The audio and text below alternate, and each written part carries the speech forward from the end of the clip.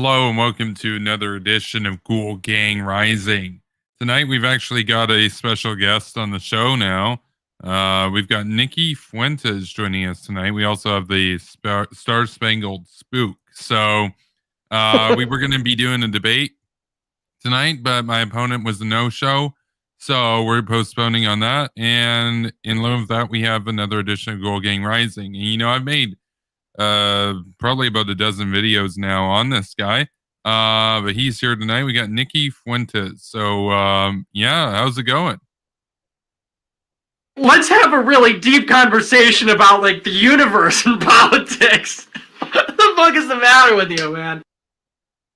Well, how I know the government took your money. I know you can't fly anywhere. I know that a lot of your stuff got nuked. So how is hashtag White Boy Summer going? I mean, damn it! Why? Well, I mean, yeah, why, Kevin? Why do you have to? He's clearly upset about that. Why are you pressing him on such a sensitive topic? I don't know. So I mean, it's kind of funny. That's what happens when you incite an insurrection, isn't it? These people are sick, man. These people are sick. No, you. No, wrong. Oh man. So you got no rebuttal to that, Kevin. He you. Like you are worthless. You're worthless. You will die and your soul will be annihilated. You will be destroyed. No, you. So Nick, I only really have one question for you. Hear me out. I'm curious, what do you think about Rudy Giuliani supposedly calling you Nick Fuentes? That's right, Fuentes. I mean, I could believe some pretty outlandish conspiracy theories, but like, I don't know how the QAnon people believe this. Well, fair enough. Maybe I misheard. Maybe it's a conspiracy theory. I agreed. Okay, well, so does Dave Rubin. So, okay. I agree with that, man. That's right. So, what's the deal with the Catboy? You guys still talking? What the freak? Well, I know, but like, isn't that what you're into? Sorry for the language, but it's brutal. Okay, TMI, but I mean, okay. It's brutal, man. Oh, this is a beauty. Again, with the dishonesty. Dishonesty, no. right. Okay. Yeah, so how does it feel to be on the no-fly list? Finally, someone will make him pay. Wait, who's that? I think he's talking about himself. Somebody made him pay. Yeah. I mean, damn it. Why? Well, that's what happens. You fuck around, you find out. That's how it works. Good for you. I know, right? It is kind of lead. I'm not on the no-fly list. Oh, good for you. Good for you. And what? You don't have to answer for that? So, That's right. what's the deal with Jews? You really don't like Jews. Why? What they ever do to you? And I'm going to throw my 5 rocks at him and punch him. Whoa! Okay, well, now that's Palestinian talk right there. Yeah, you Be sound careful. you sound like a member of Hamas. It'll be like the gulag. I'll be throwing rocks, right? Oh no! Oh my God. We can't have this guy here, man. Our show's gonna get taken down at this point. We'll be on the no-fly list. Fucking rocks. Sorry for the language, but it's brutal. Yeah, no, I don't think you're actually sorry about the language. You swear a lot, so. Go to the McDonald's menu. It's like, what do you got? They don't have pizza. They don't have tacos. I mean, damn it. Why? Dude. Dude. I mean, he's not wrong. You go to McDonald's, they don't have pizza and they don't have tacos. That's a good point. That's true. That's true. I guess. Yeah, that's Why? relatable. Why even go? I mean, don't get me wrong. I'm Catholic. I'm Christian. I'm a social conservative. Uh-oh. How is that sentence going to end? Wait, so what do you I'm think? Catholic, I'm Christian, I'm a conservative, but I mean, Yeah, cat boys, come on. I guess they're traditional, right? Who I can mean, who can resist them? Truly. well, I mean, they're traditional. Cats have been around for thousands of years. So. Yeah, that's a way around it. So, what do you think of Juneteenth being made an official holiday? I do not recognize Juneteenth. What is that? Some kind of black thing? Well, yeah. Sorry, I don't recognize Juneteenth. Why? Let's go! I think we should just replace it with White Boy Summer Yeah, as White an Boy official 3-month holiday. Am I right? I Only for agree. white. He agrees. Yeah. Okay.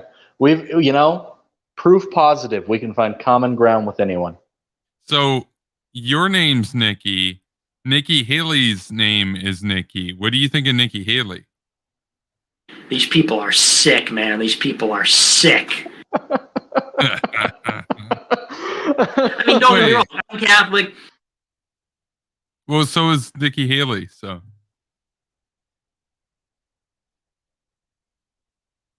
I mean, damn it. Why? I know, right? It kind of contradicts your narrative, right? It's not fair. Definitely not fair. So true. Drew. Do you have any parting words of wisdom for us, Mr. Fuentes?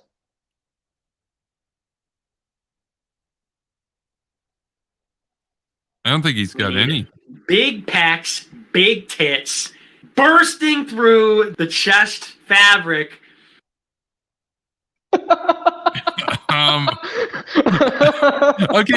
Okay. Traditional Catholic Nikki Fuentes, everybody.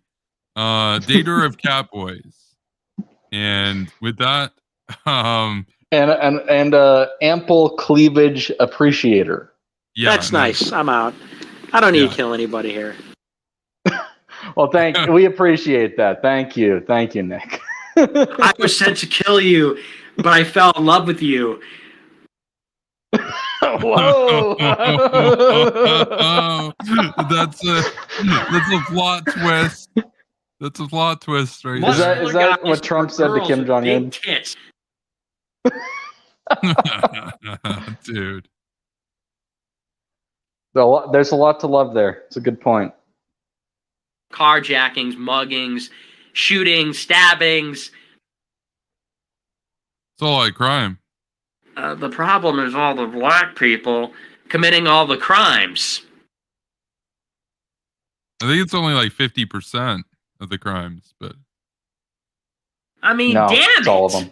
Why? I know, right? Exactly. Anything you need, you call me. We're a team now. Okay. What would this be? The Ghoul Griper team? I agreed.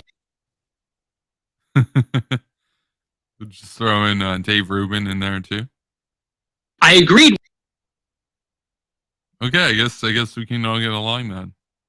Well, have a good night, Mr. Fuentes. Yeah, thanks for coming on, bro. Yeah, man. Let's go. Let's get on with the show. Rodeo. Okay, that was Nick Fuentes. Definitely not the interaction I was expecting between you and him.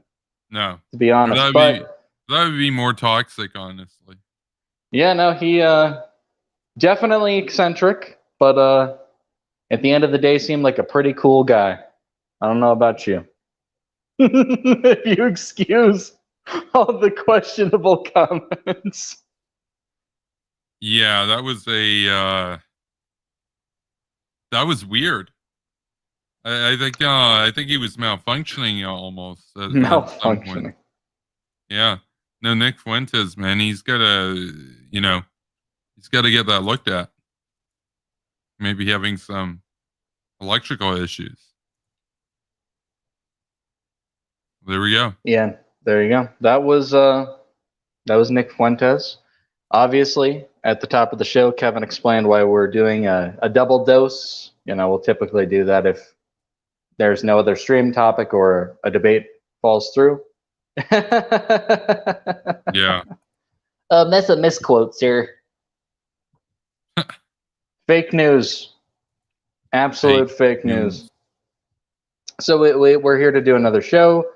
This is, well, technically, for you, it's still the 4th. For me, it's not. See, this is the problem with doing a late show. But we'll count this as our official. We had a back-to-back Independence Day, for America episodes. So there you go. Happy birthday to America. It's been a good time. There's been lots of grilling. There's been lots of videos of people lighting their dicks and asses on fire with fireworks. So that's an annual tradition, truly, that George Washington and the lot are proud of. I have no doubt. And anyway, we have, we're not going to do as long of a show as we did last night, but we did have some cringe that we didn't get to last time. And we figured we don't have anything else going on. There's no debate. Why the hell not? Let's watch some of these videos. So they're all pretty bad. Now I'll give people a little bit of I'll give them some good news in advance. No Jimmy tonight. Thank you. And no Kyle, because there's no way I'm watching Kyle 2 days in a row. I'm a masochist, but I'm not that big of a masochist. So we're gonna give the bench warmers a chance tonight. And I saw a video today, and I can't believe I hadn't stumbled across the official UN YouTube channel before. But trust me when I say, if UN Watch isn't uploading anything, I'm going to the UN's official channel and I will find something myself, because this is absolutely worth exposing. Absolutely worth exposing every time. Oh, yep, here we go. Yeah, this video is called, UN peacekeeping. United Nations peacekeeping operations are deployed once the Security Council, the UN Security Council, authorizes the deployment of the mission. That happens, and a resolution is passed that enables us, we, the Secretariat, to pull together all the resources that we need, that the Council has authorized, to go off and complete the specific tasks that they've assigned us. So we go where they send us, which means that it's ultimately a question of the political will of the international community. In some ways, that's the great strength of UN peacekeeping, that we represent the political will and the legitimacy of the international community when we deploy. Each mission has its own mandate. Hold on. Whoa. You just kept going. I was like, wait a minute. We can't.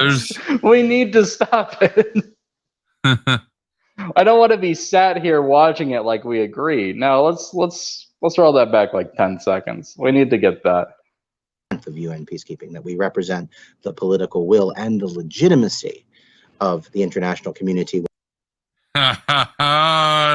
Dude. Legitimacy, man. It's only legitimate if China and Russia give the approval stamp, man.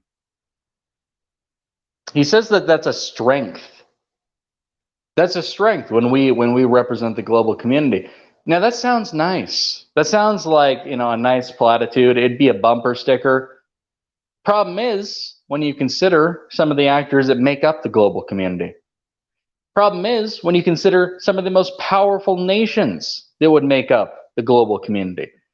But then it's not so nice. Then it's not going to be a bumper sticker. That's the way they see it. They're like, oh, it's we represent the legitimacy. When we can actually wrangle up the political will to do anything, that's very interesting. what would happen?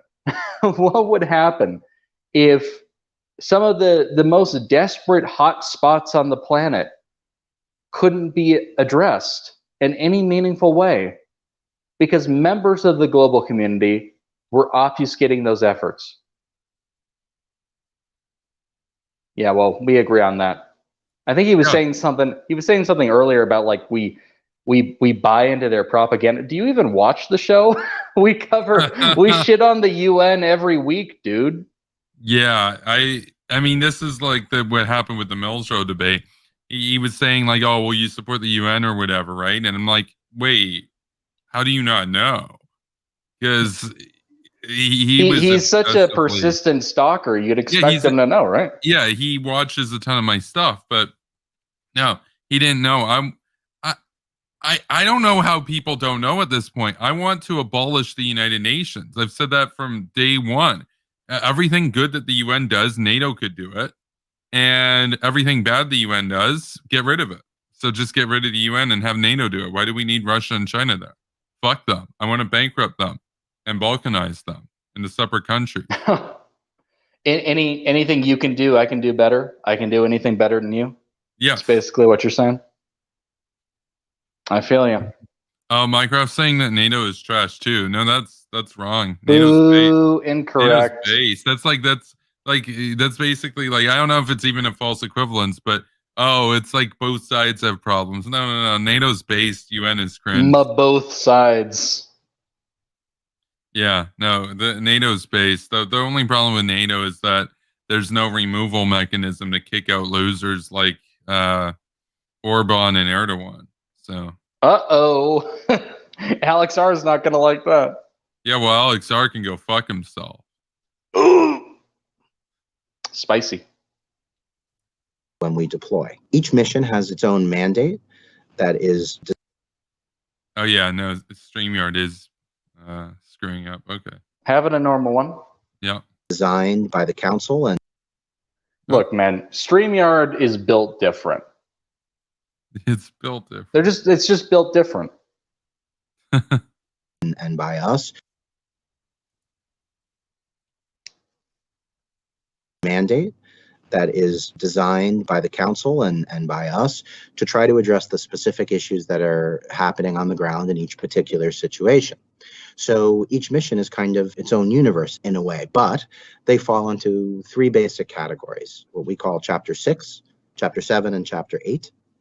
Chapter 6 is sort of monitoring and observation. Sometimes we call it classical peacekeeping operations. It tended to be missions that were authorized in the 1960s and 70s and 80s. Chapter 7 is more peace enforcement, and Chapter 8 is in collaboration with other multilateral institutions that we authorize to perform the missions on our behalf. Peacekeepers themselves come from all over the world. There are over 150 countries that either participate or have participated in peacekeeping, and it breaks down into three basic categories of personnel: military, civilian, and police. Now, civilian is both international and national. Police can be both individual police officers or... Oh yeah, no, StreamYard's definitely struggling. Okay. That is a recent thing where in the middle of it playing the video, it has a problem. Yeah, that's new.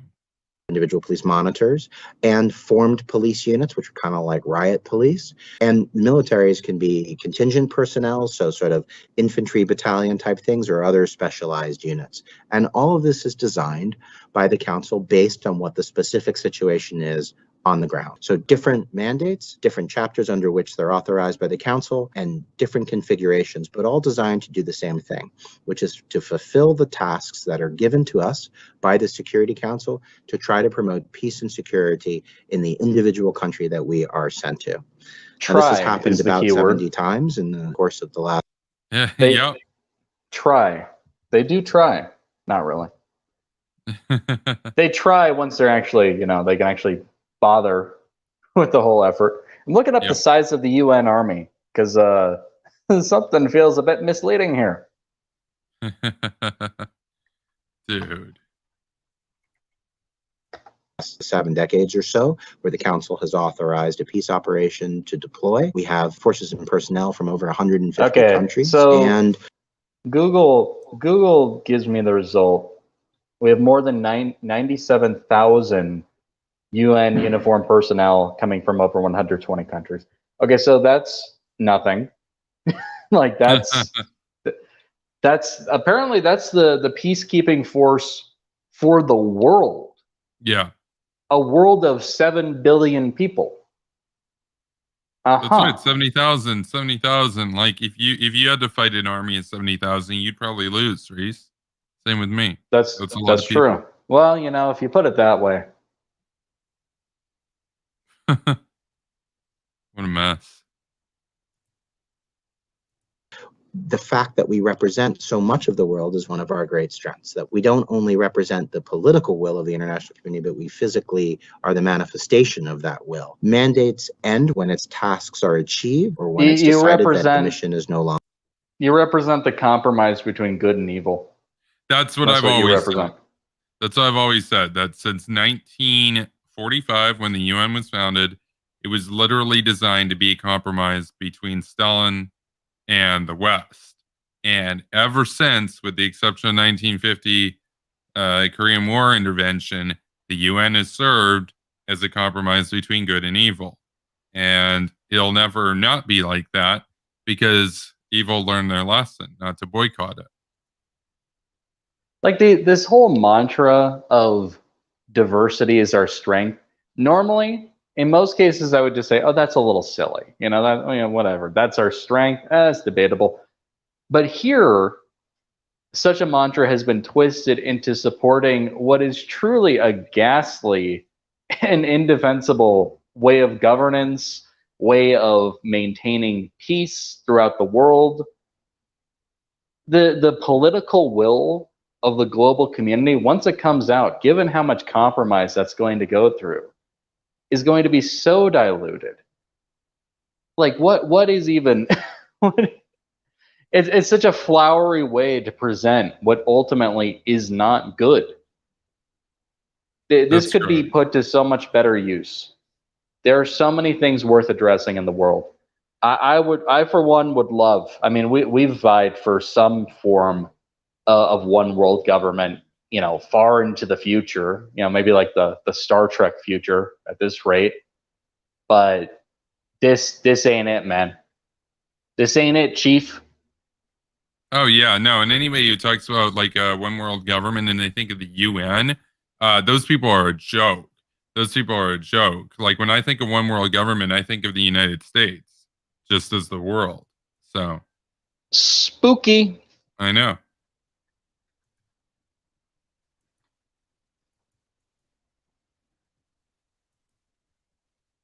Okay. Basically are the manifestation of that will. Mandates end when it's tasked.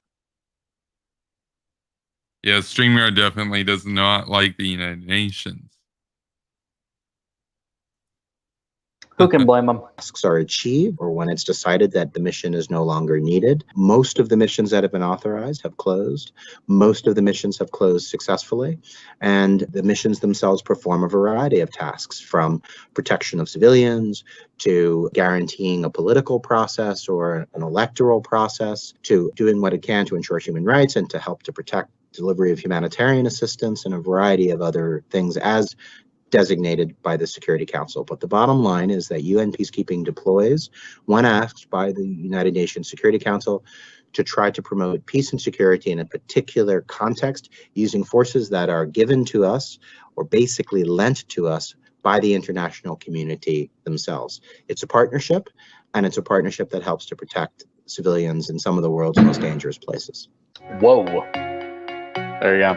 So just a brief word that apologies if you hear explosions on my end for obvious reasons. Man, these people, they ain't have no consideration for podcasters.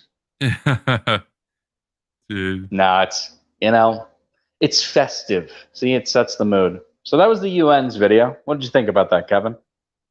Well, that's basically how it works. Now they use a lot more tough language than it actually is, but they brushed over the fact that they're like, oh yeah, when the Security Council adopts a resolution, then we go in and do our thing. Yeah, that's kind of the issue, isn't it? Right? Guess who's on the Security Council? You got the P5, and then you've got, of course, 10 rotating members. And on the P5, you have France, which is, you know, even if it was just them, that'd be problematic. But then you got the United Kingdom, you got the United States, you got Communist China and Fascist Russia. They're all there permanently. They all get a veto. So that's kind of an issue. That's why the UN is always a joke when it comes to this kind of crap. Because of course China and Russia are going to veto whatever would actually make a difference. So that's why basically the only time you see peacekeeping is if it's in unimportant countries in sub-Saharan Africa, where they don't really have, and that's going to go away probably in the next 20 or 30 years as China starts caring more about what happens there. So.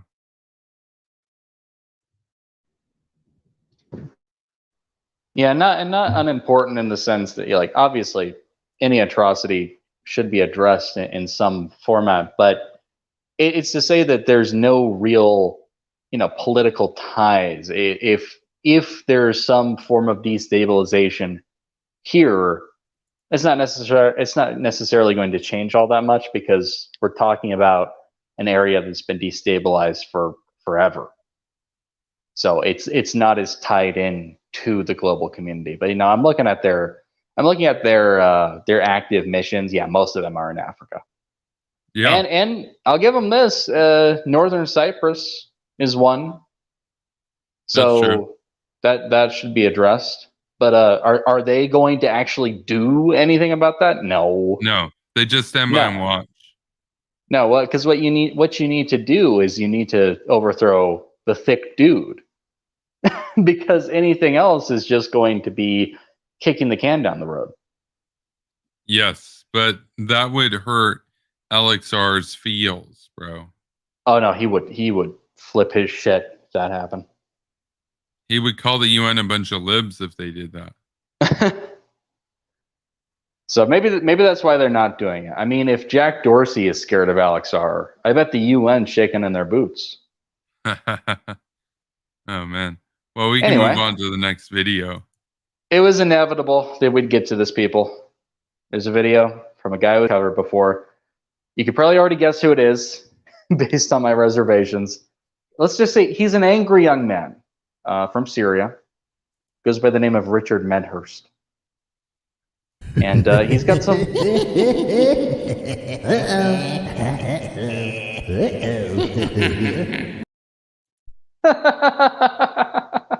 Hey, you're not wrong. So Biden has bombed Syria again.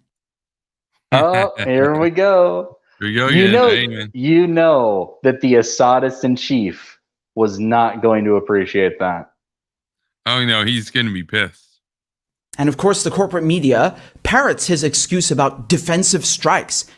Wait, I thought they don't talk about it. I thought Kyle told us yesterday they don't talk about it. Which is so untrue. It's painful. And I don't even necessarily agree with that characterization. They parrot his talking points, or maybe they just report the statement that was given to them by the administration. And I'm sure there's some people on the news who agree with that. But who on the news besides a Morning Joe is going to be actively saying, it's not going to be the anchors. Maybe they'll bring on a commentator. But these are not outlets that are calling for any kind of meaningful action against Iran or Syria. Yeah, it's like if they bring on John Bolton or something. That's basically it. Well, if John Bolton said something on the news, then that means the entire station agrees with him and everybody who works there, right? That's right, yeah. That's how it works. No, that is how it works. Richard just figured it out. He's cracked the Dick code. Medhurst. Yeah, Dick Medhurst. Media parrots his excuse about defensive strikes, right? Because obviously this is self-defense when America is here and Syria is all the way over there. What if we, Wait. now stick with me. What if we had personnel over there working on a mission to prevent extremists from growing in power, from recruiting, from gaining weapons, from gaining tactical positions, and then threatening our countries and the countries of our allies? Let's say that we had bases there. Let's say that we had embassies there. And then let's say that those personnel or locations were attacked. And then we retaliated. That would be defense. This is like a geography fallacy. I'm so sick of this garbage. Oh, you're so far away, man. We don't live in like the Middle Ages anymore. Where the only threat to you is within like a 50-yard radius. The world has advanced significantly. I love this. I love this whole, like, out of one side of people's mouths, they'll talk about my global community. But then at the other side, they'll be, oh, but you're all the way over here, man. That's right. That's right. No, because those are the same people that talk about world solidarity and all that shit.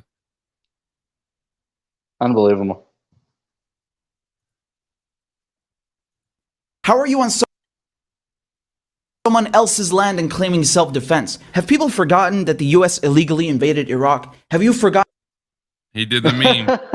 Like, we went over that last night, so everybody knows where we stand on that. But illegal, where in the U.S. legal code does it say it was illegal? That Uncle Sam is occupying Syria's oil fields and crops, starving it with sanctions, and supported jihadists to topple the Syrian government? Well, you're going to need a citation there, dude. The U.S. has bombed jihadists, so... You can't invade someone else's land. We covered that. We covered that extensively, very, very explicitly. They didn't want to align themselves with the jihadist groups. What they wanted to do was to provide an alternative for people who may be persuaded to join those groups because they're opposed to the government. They wanted to bolster more moderate groups so that those, young, confused men who were angry, who had very negative feelings toward Assad and toward the government, wouldn't go into the Al-Nusra Front, wouldn't join ISIS, anything of that sort. But no, let's just brush past that. And let's brush past sanctions. Yeah, that's really what's starving Syria. Sanctions. How about the regime invest in their people for once? That was a story that came out recently too. How and it's not a surprising story, but how they basically spent all their money on military hardware. That's what they don't spend the money on the people. So I love that. Why would you spend it on the people? They just get a free pass. Well, meanwhile, guys like Dick Medhurst are going to bitch about the UK and the US governments not providing for their people. Yep. Despite the fact that the people in the US and the UK generally, by and large, are doing fine. People in Syria, not the same story. Not even close. That's amazing to me. Oh, you're occupying the oil fields. That's good. That's good. I don't actually want the regime to have access to oil. No. Why would I want them to have any resources? They're an illegitimate enemy regime, and they should be forced out of power.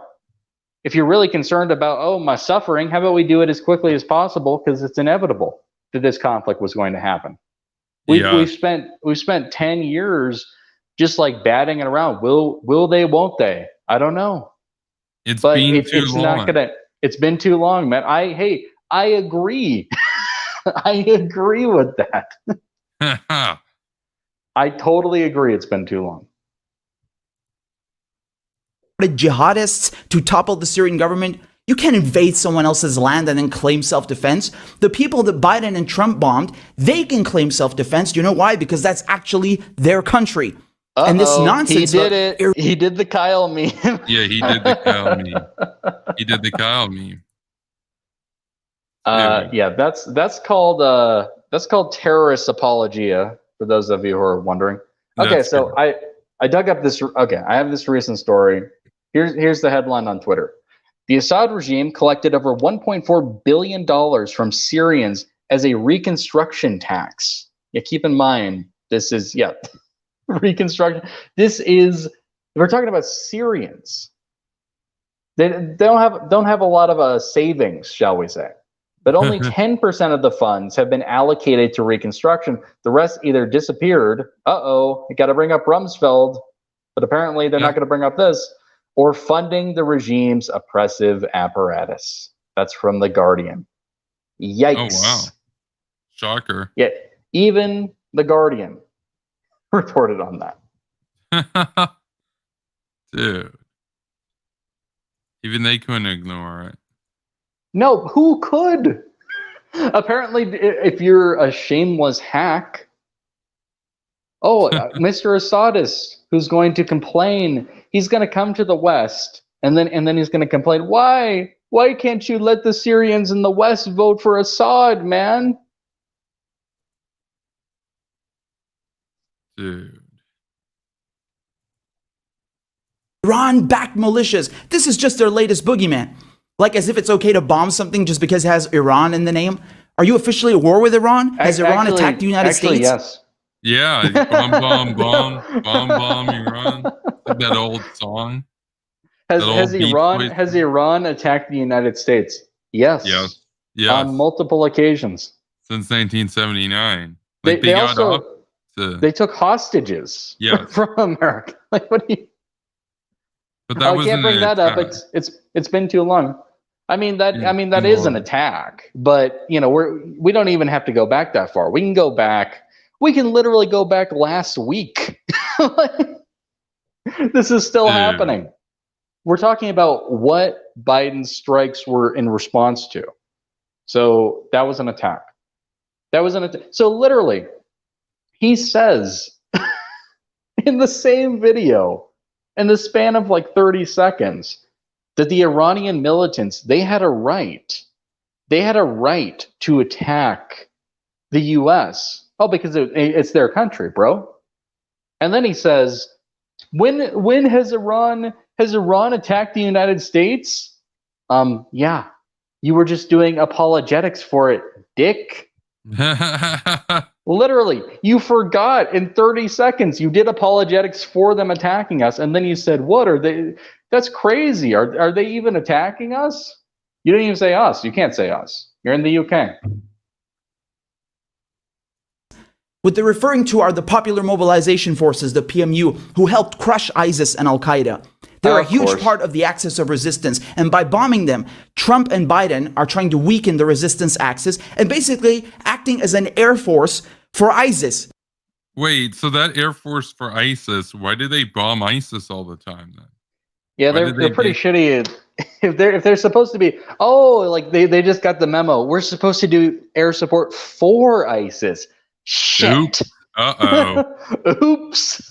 We kind of killed a fuck ton of them. Oopsies. Uh-oh.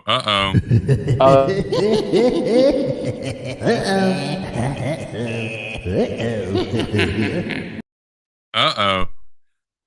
Uh-oh, indeed. So, of course, he does this talking point. They're so integral to the fight against ISIS, so integral to the fight against Al-Qaeda. Yeah, that's called the boogeyman. That's called, hey, look over here. I'm going to wave my keys in front of your face. That's very interesting. So apparently the rule is if a group is involved in fighting ISIS or fighting Al-Qaeda at any point and they attack you, you can't attack them back. That's just how it goes. Maybe what if there was a vet in the United States and they fought ISIS, but then when they came back to the United States, they went crazy and they went on some killing spree. And they said, well, hey, man, look, you can't arrest me. I fought ISIS. Like, I'm a hero. Like, oh, okay, fair enough. Got to let you go. Gotta let them go. They fought ISIS. So that's a good point. That's the magic get out of jail free card. If you're against ISIS, you get to do whatever you want. You get to kill more people than ISIS in the case of Assad, of course. Oh, yeah, we'll just brush that under the rug. While he's raking in money with his taxes.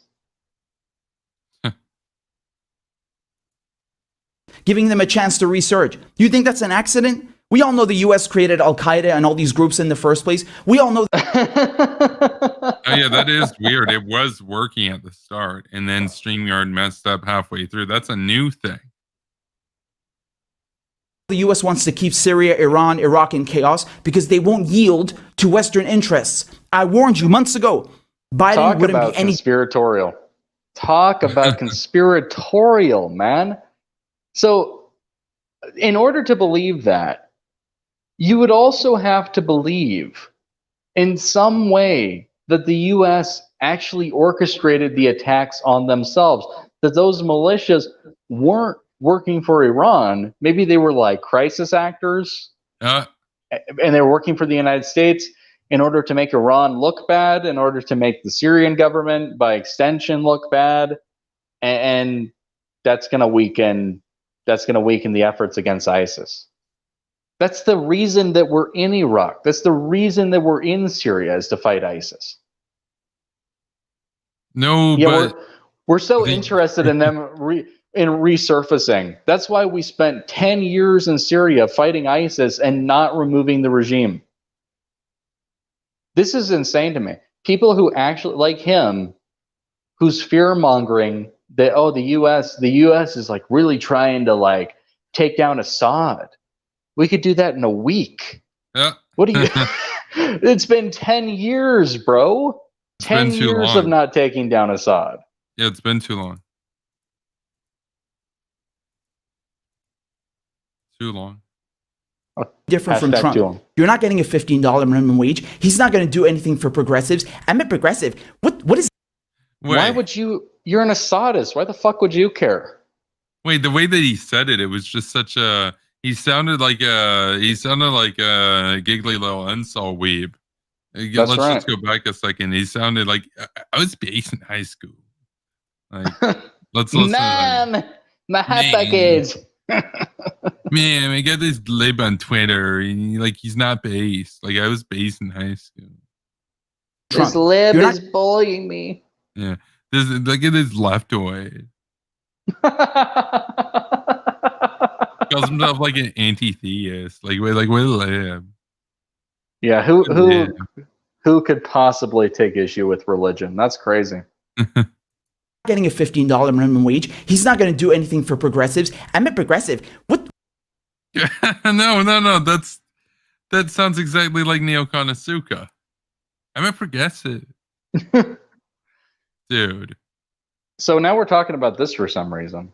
Like he basically he's like I just want to bring up all my fuck Joe Biden talking points. He's not going to do this for you. Oh, but he'll bomb Syria. No. So what he'll do is, bare minimum, we're not going to give a whole lot of credit for this. He will retaliate at some point if our troops are in danger, as they tend to be in an extremely hostile nation like Iraq or Syria. If you have Iranian militants running around, oh, absolutely. It's going to be a problem.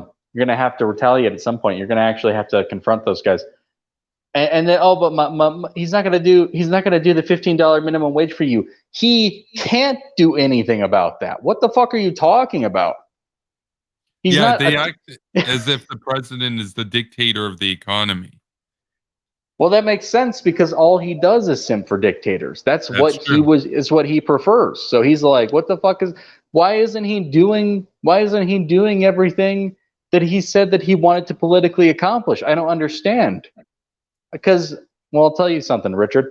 You don't understand democracy. You don't understand how the United States works.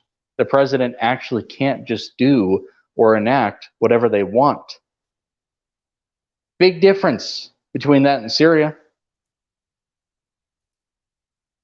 Oh, no, for sure. Huge difference. What is that? All of you clowns who came... Wait. Wait, we did the clown alert on you. You're the clown. No, you. No, he's the clown. He's like, you're a clown. I think we got to issue it again, just in honor of that. We got to issue a third-degree clown alert.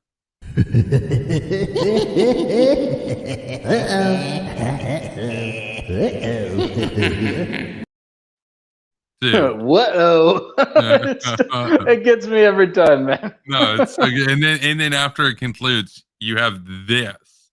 Look at him. Yeah, He's it's not- like the clown never left the screen. Am I right? Yes, it's like it's all cool and swag until the alert stops, and yet he's still there on the screen. The clown's still there on the screen. You know, The actual clown was less of a clown than Dick Medhurst. that's right. You're defending Biden and spouting this, oh, it's harm reduction. It's the lesser of two evils. Are you there when the bombs drop? Is that your birthplace when the bombs drop? Who the hell are you to talk about harm reduction when that's not your country being bombed? Who are you to talk about the lesser of two evils when I mean, dude, look at him. and granted, we're early on, but even in that context, he's chimping out. I am chimping out. I am triggered. That is what we are. If your goal was reducing harm done to Iran and Syria, actually Biden would be better than the last guy. Biden hasn't officially attacked Syrian forces. He hasn't taken out any Iranian generals. He's looking to get into a deal with the Iranians. Oh, but he's killed a few militants, mercs, who are paid by the Iranians. So therefore, he's going to go on some lecture. Like, that's amazing to me. You don't live there, man. You don't live there. I lived in Syria. I'm totally fine with it being terrorized by Iranian mercs, man. That's based. Dick, have you noticed how half of your country's gone? Like they just kind of left. And then a bunch of other people died. They couldn't get out. They didn't have a chance to. Don't you tell me, don't you lecture me, man. You don't understand. You live over here. I live over there. Amazing. Dude. you don't have to face any of that evil? Do you have family under sanctions? Is that your country being destroyed? You voted for Biden, you have blood on your hands. You voted for Trump, you have blood on your hands. Biden and Trump. Dude, calm down. What? Biden and Trump really were responsible for the destruction of Syria. Am I right? What a lolcow. You have blood on your hands. Ugh. Dude. I don't know, man. My hands feel pretty good. I think I'm going to be okay. I think I'm going to sleep tight. Whoa. Shame on you. They have no respect for international law or the sovereignty of others. They're not the victims. They are the aggressors. They work for the weapons industry. They're murderers. They're murderers. They work for my weapon industry. And then there's that conspiracy. And they don't respect my sovereignty. My sovereignty, man. And international law. I wonder if Iran respects the sovereignty of other nations. Oh, sure. That's why they're in Iraq and Syria, to help out with the sovereignties. Ah, yes. Imagine this being compelling to you. Imagine sitting down, like you don't have a care in the world. You don't have any concern for the bigger picture or the actual state of humanity and its suffering. But you're some dweeb, some policy wonk going on about my international law and my sovereignty. And you're just nodding along like, yeah, that sounds about right. You know, millions of people displaced, hundreds of thousands killed, many in chemical attacks. I'm just, but sovereignty, yeah, good point. Yeah, my sovereignty. Fucking believable. International law. Lao. Wow. I'm gonna bring the Lao down on you. And imperialist scum. No, well, Lao cow. You gotta call them ghouls, man. It's not complete unless you call them ghouls. Yeah, you gotta say ghouls. Some guy called me a ghoul today. He's like, look at the, like, I'm telling you, liberals, this guy's a liberal ghoul. And I'm like, wait, I'm a co-host of Ghoul Gang Rising. I am a ghoul. That is what we are. We are that. I can be way more racist, I can be way more ghoulish. way more ghoulish. Nothing but organized crime at the state level. Organized crime. Dude. No, he's hysterical. He's a petulant child, man. This is a guy, by the way, who is currently working for Russia. Mm-hmm. He has a new segment on Russia Today. Maybe we'll cover some of them. Good lordy Lou, something to look forward to. But then he's going to comment on other countries. Oh, you're organized crime at the state level, man. He works for Russia, and he's doing apologetics for Assad. But yeah, Joe Biden's the real criminal. Okay. That's right. That's how it works. That's how it works, man. I mean, you couldn't make it up. This is the state. I think it wouldn't bother me so much if they didn't have fans, if they were just crazy people on a corner. But there are thousands of people who are like, yeah, this is base. This is independent, true journalism right here. And it's like, what are you talking? This is on par with state media in some of the most repressive countries on earth, if not outright state media for some of the most repressive countries on earth. Oh, but that's real, man. That's keeping it real. Amazing. How much we've regressed is just beyond me. But what a joke. What a joke, dude. We'll move on from that one. And oh dear. Oh dearie me. Where to go, man? Where to go? Well, okay. This is a video titled MSNBC Host Hugs Military Hard.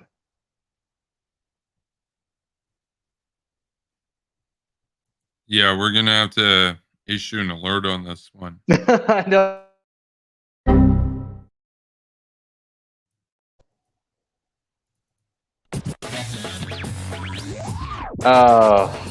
Just because Laura Ingraham says, okay, we're about to watch some cringe. I want you to understand something. Steven Crowder was scared to debate this guy, terrified for years. Yeah, I don't know why, because we've torn him apart on multiple occasions, and we're about to do so again. He's not that smart. He's not that formidable. It's hilarious. No, he's a dweeb. He's meek and weak. Yes, he's weak and lame, meek and weak.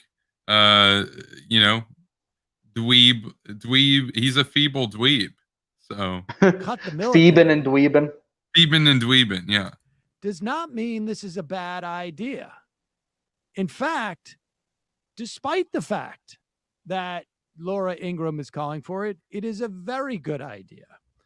Maybe she's not wants to cut it for the same reasons. Who cares? She doesn't even want to cut it, though. I mean, of course she's saying that now, but it's a good opportunity to seize on it and say, look, yeah, that's a cope right there. Bipartisanship. Laura Ingraham apparently doesn't really want to cut the military budget. I don't think that these guys understand in what direction the right wing has been heading for about the last 10 years at this point. Basically, the moment that Mitt Romney lost and they gave up all hope on the center, yeah. Oh, yeah, but she doesn't actually want to cut it. But she wants to cut it because the military's too woke, bro. You don't get any more money. No more money for you. You're woke. Too woke. You put a book on a recommended list that we didn't like, so therefore no more money for the national security. Okay. Yeah, it's such a self-own. It's like shooting yourself in the foot. I shoot. Yes, like fur. I shoot.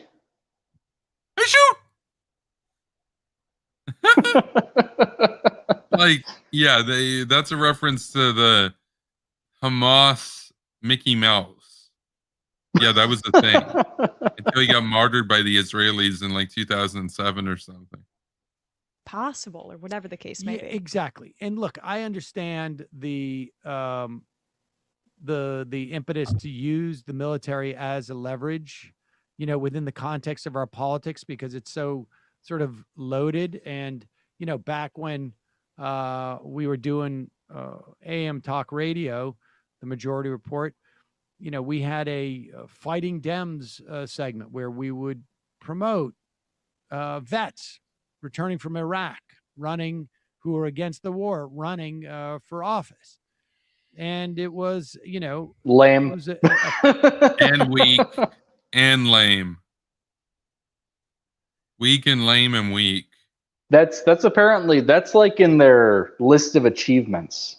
Like, oh yeah, you know, we featured these guys, we promoted these guys who came back, guys and gals who they understood the tyranny on the ground. And then they said, no, that's actually not worth addressing at all. I actually regret that. I regret my service. I regret going over there. I regret fighting for my nation, and I regret fighting for the betterment of mankind. No, it's sad. These two clowns on the screen right now would also be fans of Tucker Carlson's idol, Mr. Skank, as Tucker called him. Mr. Skank. That's right. No, that's unironically, that's what he called Shank. Called him Skank. Called him Skank on the most watched news show in American history. Couldn't even look up how he was pronounced. Hilarious. That's the news. Hilarious. Oh, come on, streamer. Okay. Should be ready in a second. That's the face that Sam Seder makes when he's peering over the toilet lid or whatever, the barrier. and it was, you know.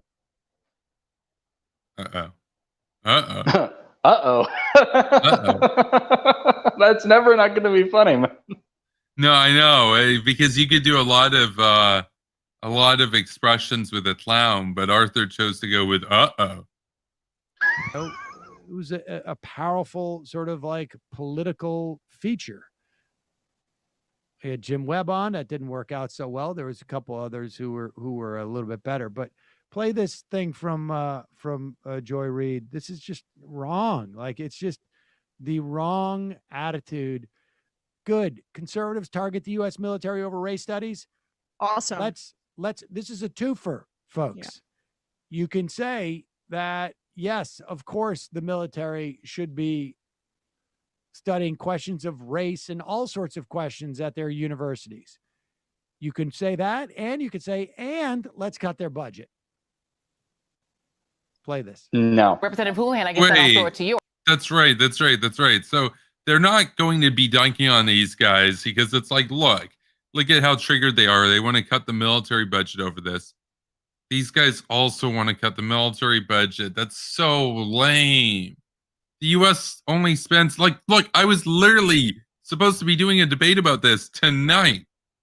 And then it kind of worked out that they were covering this, right? Yeah, and then my opponent bailed. I haven't even heard from him still. I don't even know if that debate's going to happen anymore.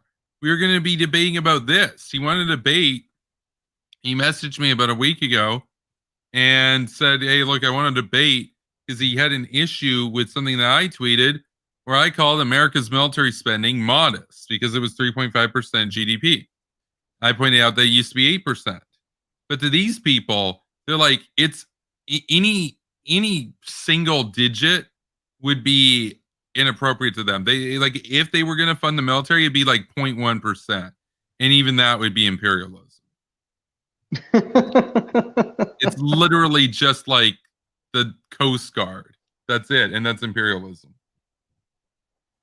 Yeah, man. I mean, once the sea takes someone, it's theirs. You can't take them back. Yeah, it's their sovereignty. It's the oceanic sovereignty, bro. Yeah, Neptune's sovereignty, man. Neptune. Are Democrats prepared to go out there and explain to voters that it's Republicans who now want to defund the military? They tried to use defund the police, which is, by the way, DOA as a thing, right? Look at New York City, where they just elected the most pro-cop person to be mayor, or at least they're close to it. That's not a thing. Defund the military is a thing. They're saying it on Fox. Yeah, and I want to back all. Wait, defund the police isn't a thing? It's totally a thing. We watched the riots on Henry's show where they always chant for defund the police. I think she's talking about its political viability, perhaps. Okay. Like, Okay. because and that I would agree with. Now, if she's just saying it's not a thing, obviously it's a thing, and it depends on who's actually saying it. It wasn't.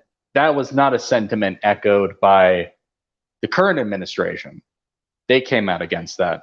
The squad was in favor of it, but you could debate on how much they fucking matter. They're basically Twitter warriors more than anything. Oh, you mean the fraud squad? The fraud squad. It's Jimmy calls No, them? it's totally it's not politically viable at all. Voters don't like that shit. But she's going to say how defund the military is a thing. Defund the military is actually dumber than defund the police. So they're both dumb, don't get me wrong, but defund the military is dumber. So I agree. Because think about it. If you have criminals or whatever, you could do like the libertarian thing and just get like a neighborhood watch or whatever, and maybe they could keep local criminals at bay. But what are you going to do if there's no military and an advanced force comes in? Are you going to get the neighborhood boys together and come up with an Iron Dome system and nukes? Probably not. We're just going to sick. Yeah, just sick Zimmerman on them, man. Yeah. It's like, that's the thing. That whole libertarian militia thing, that only works if your enemy is like a disorganized group of dudes with guns, but not really effective against ICBMs. So, okay, come on, StreamYard. Yeah, no, StreamYard's not a happy camper tonight.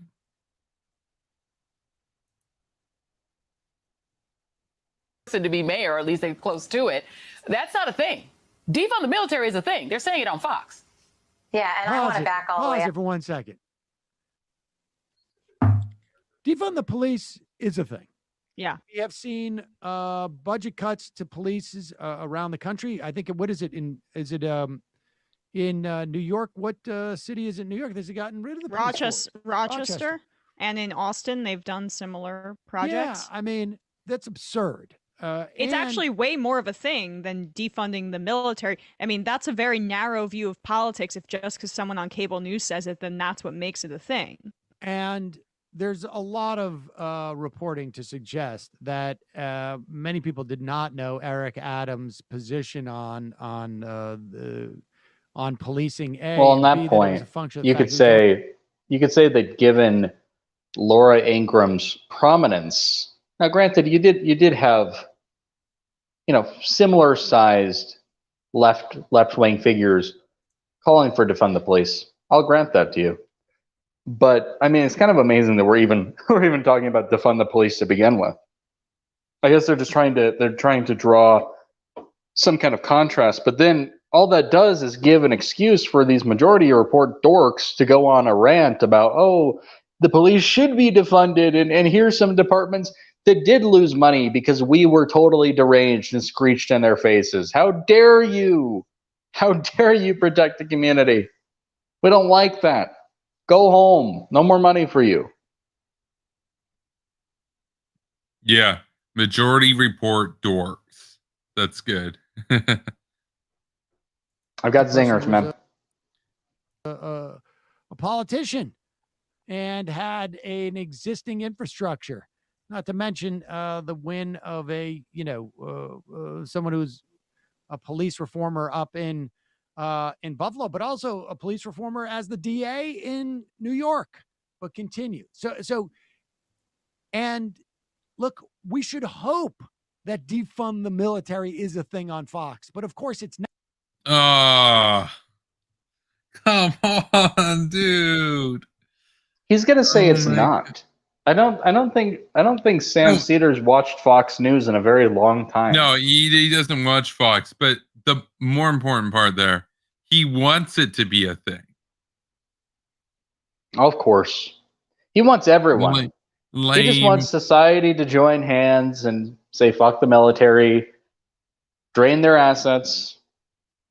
It's so lame too. You know what makes it the worst is that these are not like fiscal conservative type people that are talking about defunding the military because they think, oh, maybe something else is a higher priority or whatever. But they never in a million years raise the deficit or raise taxes. Here's what makes this way more grotesque. These guys at the Majority Report totally understand that you can raise taxes to fund important things. They totally understand that you can fund a bunch of different programs. And yet they still called to defund the military and the police. So, like, understand something. These are some of the biggest welfare state people in America. And here they are telling you, oh, we can't afford this or we shouldn't pay for this. Kind of leads you to think maybe there's a political agenda going on there. Like, same with the defund the police people. They're the people that want to fund universal college. So they're not making this from a fiscal standpoint. They're not coming at it from that angle. They just hate the military. Like, let's just be real about that. That's what this is about. It's a more, supposedly morality-based argument, but totally unrealistic in a world where military spending for our enemies is going up, particularly with China, in a world where Iran is enhancing its nuclear capabilities. But the military, did they really need more money? I mean, technically, if you look at inflation rates, they did get a decrease this year. Oh, not enough, though. Let's complain about it a little bit more. But it's so sad, though. It's so sad because, like I said, they're not even like those libertarian people that will, on their principles, not spend money on basically anything. These guys want to raise government spending, and they still want to cut the military. They're not like, why not both people? They're simply, oh, no, let's, spend way more each year, but get rid of the military. That's so stupid. But continue with this. Right? Look at New York City, where they just elected the most pro-cop person to be mayor, or at least they're close to it. That's not a thing. Oh, yeah, no, StreamYard. Freaking the readout. There we go. The military is a thing. They're saying it on Fox. Yeah, and I want to back all the way up because I hadn't seen those tweets that you referred to about the Viet Cong, and I'm literally nauseous. My father fought in Vietnam, my grandfather in Korea. The idea that we can be trolling and not understanding the consequences of this. One of the things that struck me about General Milley's testimony yesterday was a continued reminder that from him that not just the people in that room are listening to the things that we're saying, and not just the people who are watching Fox News or this show are listening. When we're talking about defunding the military, the very thing that allows us to be the people we are, say the things that we're saying, and to be the nation that we are, and the democracy that we are, other people are listening. Our enemies are listening. And I think what's remarkable Holy about shit. Based and hawk-pilled. Based and hawk-pilled. Bars. Can we get a hawk-pilled alert? That no, was that's a good one. That's base. The only thing I've got in here, the only thing I got in here, the closest thing to a hawk-pilled alert is this froggy dude. That works. All right. I'm not really sure what the Viet Cong, the tweet is in reference to. I do know that there's been, this is probably isn't it, but there's always some reference to, especially after Joe Biden made that speech where, and you covered it, where people were saying that he was threatening to nuke America. So in the wake of any kind of speeches like that, people will bring up, the Viet Cong is like, well, you don't think patriotic Americans could stand up against the government? Well, the Viet Cong did. Oh yeah, that was halfway around the world, but go off. Well, the U.S. also didn't use nukes in Vietnam.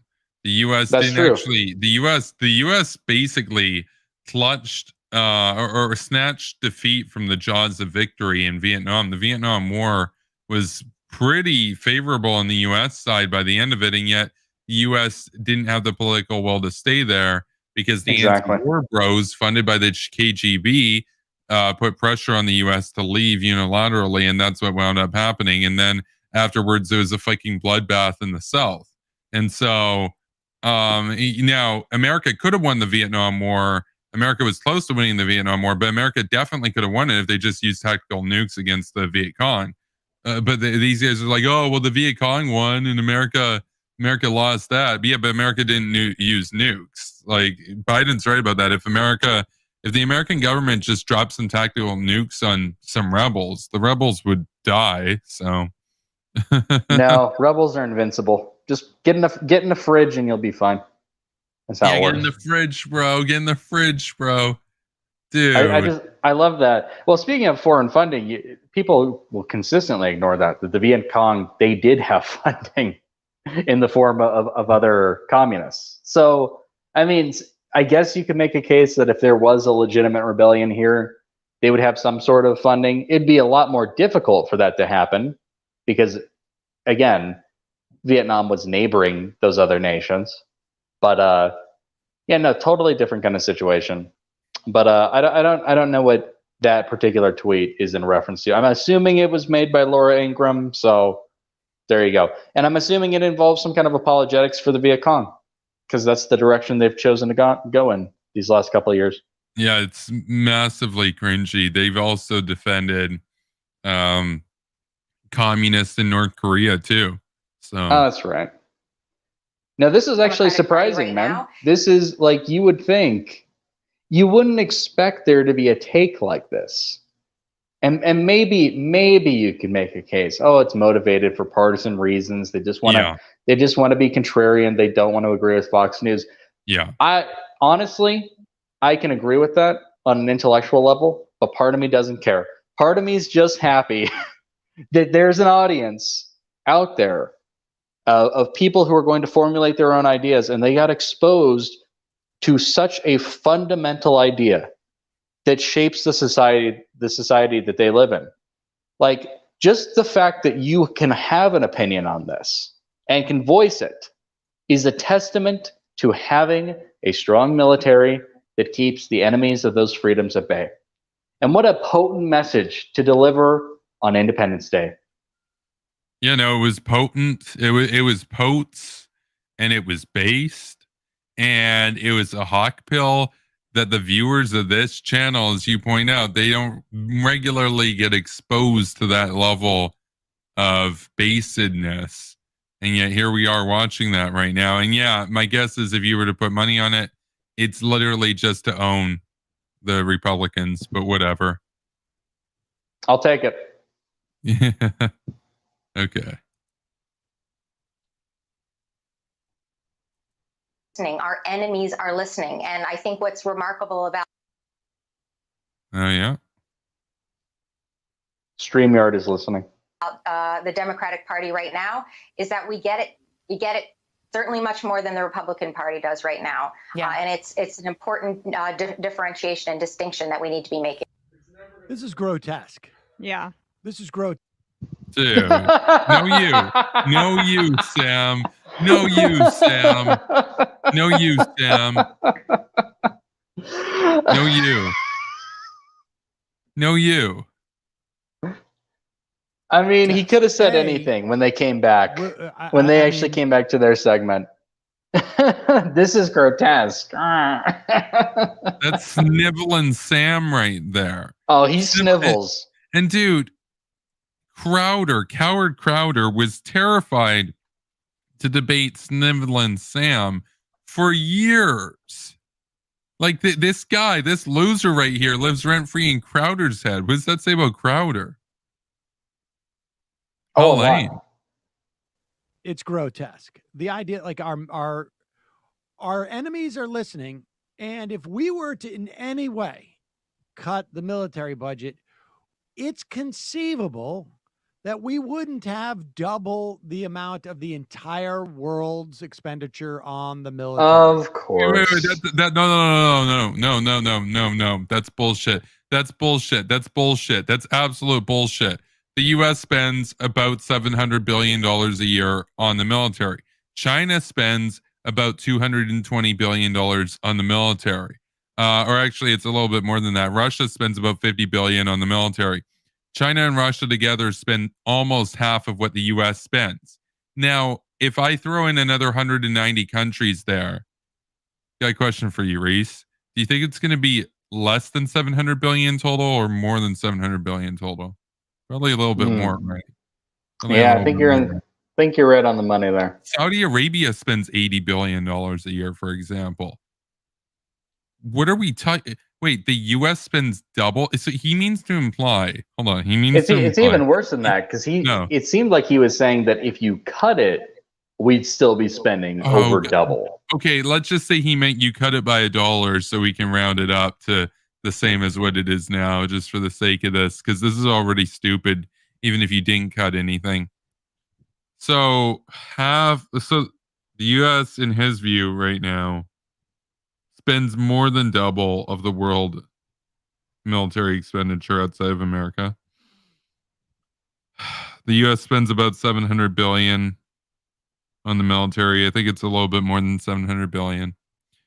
He thinks the world combined spends less than $350 billion a year on the military.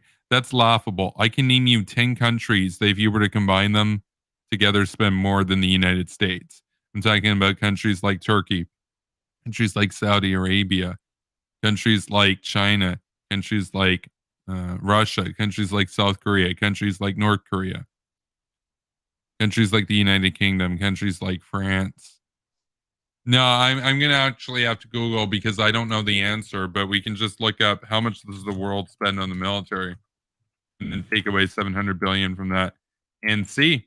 Let's see. The global community. Because we basically, because the way that he's talking about it, you would expect it to be that the entire world, including America, spends 1.05 trillion on the military. I did just want to really quick throw out a point of fairness, because, you know, the narrative shouldn't exactly be that Republicans, you know, as a bloc are in favor of defunding the military. It's a few notable people, and that could grow because rhetoric does, you know, eventually transform into policy. Policy doesn't just come out of nowhere. But if you remember earlier in the year, you know, when Trump was still president for not that long, he vetoed the military bill. He was bothered by the fact that they were trying to rename bases that were named after Confederate generals.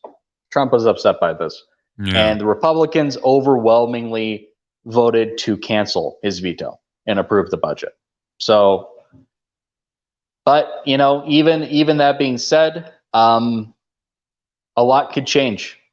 If you have Ingram and Carlson as the face of Fox News and as the face of conservative media in general, I expect there to be, I mean, even in recent weeks, they've taken a sharp turn in trying to manufacture a narrative against the military, accusing them of wokeness. And not that they can't be, and not that I agree with all the books that they are putting on their recommended reading list, but it's kind of a minor issue in comparison to basically what I don't take issue with complaining about that in general. What I take issue with is springboarding off of that and saying, as Laura Ingraham did, to defund the military, or in the case of Carlson and Ted Cruz, doing this propaganda where you try to portray the Chinese and Russian armies as being more masculine and strong than us, and that we're weak and effeminate and libs, and we're going to lose as a result. Yeah. Well, I just want to note here that I did find out the answer. The world in total, that's total military expenditure throughout the world, is just over $2 trillion. So the U.S. spends about a third of world military spending. That's too much, man. You're just one country, man. So the world spends over 1.3 trillion on the military outside of the United States. That's about $1 trillion more than Sam Seder just implied. So he doesn't know what he's talking about there. So I just want to say real quick, I want to come out and just say I'm in favor of cutting military spending. Military spending. I want to cut military spending in Syria. I want to cut military spending in Iran, in Russia, in China, in the Myanmar government. All of them. They need to go. I want to cut it down to zero. That's how dedicated I am to defunding the military. Yeah, the U.S. should be the only country with a military. That'd be based. Spooky. Spooky. Yeah, the only country with spooky Nukies, the only country with spooky tankies. So remember the drone war? Not the cringe tankies like I've been dealing with on Twitter today. The spooky tankies that fire projectiles. I believe that those tankies get involved in tank war. Is that correct? Just like the drone war. So the drone war. Just like the drug war. The drug war. Oh yeah, and then it's like we have a clip of CTV with his mic gain on 11 out of 10, screaming in the mic, "No, it's the fucking drug war!" You know, somebody clip CTV saying the drug war, and we could use that. Dude. Oh man, so Minecraft notes. 2/3 of U.S. annual budget is on programs and entitlements, and Slimlin Sam's bitching about the military. Yeah, he wants more programs to expand those things. He was complaining about how Andrew Yang is one of these tech bros. He's one of these tech bros that wants to get rid of welfare and replace it with a negative or with a UBI. And he was complaining about it because he was talking about how it's going to get rid of the welfare state. So, and replace it with universal basic income. And then people won't be as dependent on government services. And he was complaining about that people would have more control over their money. UBI encourages capitalism. Sam Seder's not going to appreciate that. That's exactly what it was. He was saying that it would lower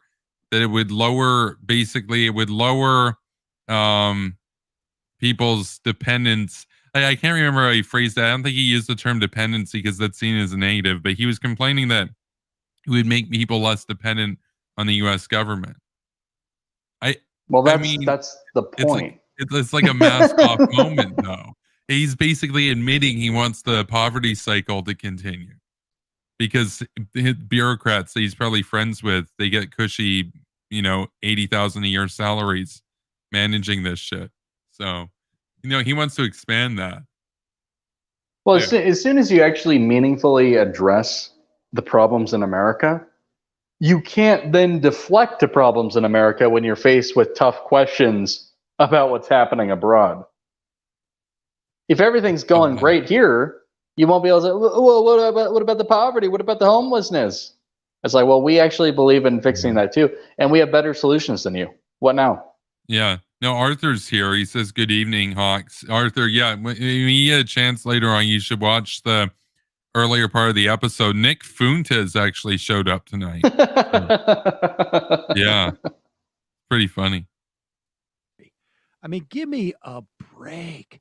This is horrible. This is like very, very bad. And sad. This is horrible. This is very, very bad. Thanks, Sam. You're really a poet. Cool. Yeah, not cool and not good. His mastery of language just leaves me breathless. No, his mastery of language leaves me breathless. That's a reference to a recent debate that I had. And that was such a shit show. Oh my God. That was such a shit show. Half of Ghoul Gang Rising is references to other things. I'm almost convinced of it. Yeah, so you want to make sure you're subscribed to the channel so you can stay. Yeah, you have to watch everything. You need to watch everything. And follow me on Twitter at Kevin Castley to stay up to date with the memes over there. So you can follow this guy if he lets you at Spooky Nukies. Yeah, they call me the gatekeeper. What can I say? Rhetoric to have out there. Far more dangerous than anything that they're talking about. In fact, we should encourage the conservatives to cut the military. And like Emma said, horseshoe theory, horseshoe alert. I mean, it's a great moment because when the conservatives come out against military spending, some of the Democrats will turn against them for partisan reasons. But then you actually get a rare moment of baseness like that speech we listened to. Yeah. But these guys are consistent. They always stick by their guns. They're always cringe. It doesn't matter who's saying what. These guys are always cringe, and they always stand against the interests of the nation. Without fail. They're actually reliable. I'll give them that much. That's I true. can always rely. I didn't even have to watch this video. I was like, yep, Sam Seder, Majority Report video on the military. It's going to be garbage. Let's watch it on the show. Yeah. That's my thought process when I'm putting together the show. Well, there you go. Just say like this is an opportunity for bipartisanship. You know, Please And I no. love it in every other instance. Yeah, it's like surrenders. Dude. How that's a weird takeaway too. How do they love bipartisanship? Isn't that? I mean, because the current administration is always accused of you're not bipartisan enough. That's right. You're not including us. What in what cases do they love bipartisanship? What kind of country do you think we live in? What universe do you like? Who is actually enthusiastically like, yeah, you know those guys I don't agree with on anything? I just love them. I love sitting down with them, working out our differences. Not too many people. She is a clown ball.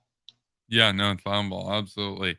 And yeah, I mean, so was Richard Medhurst earlier. He was also, now he called us clowns. Now there was bipartisanship when it came to overturning Trump's veto and actually letting the military budget go through. But bear in mind that was technically a decreased budget if you look at inflation rates.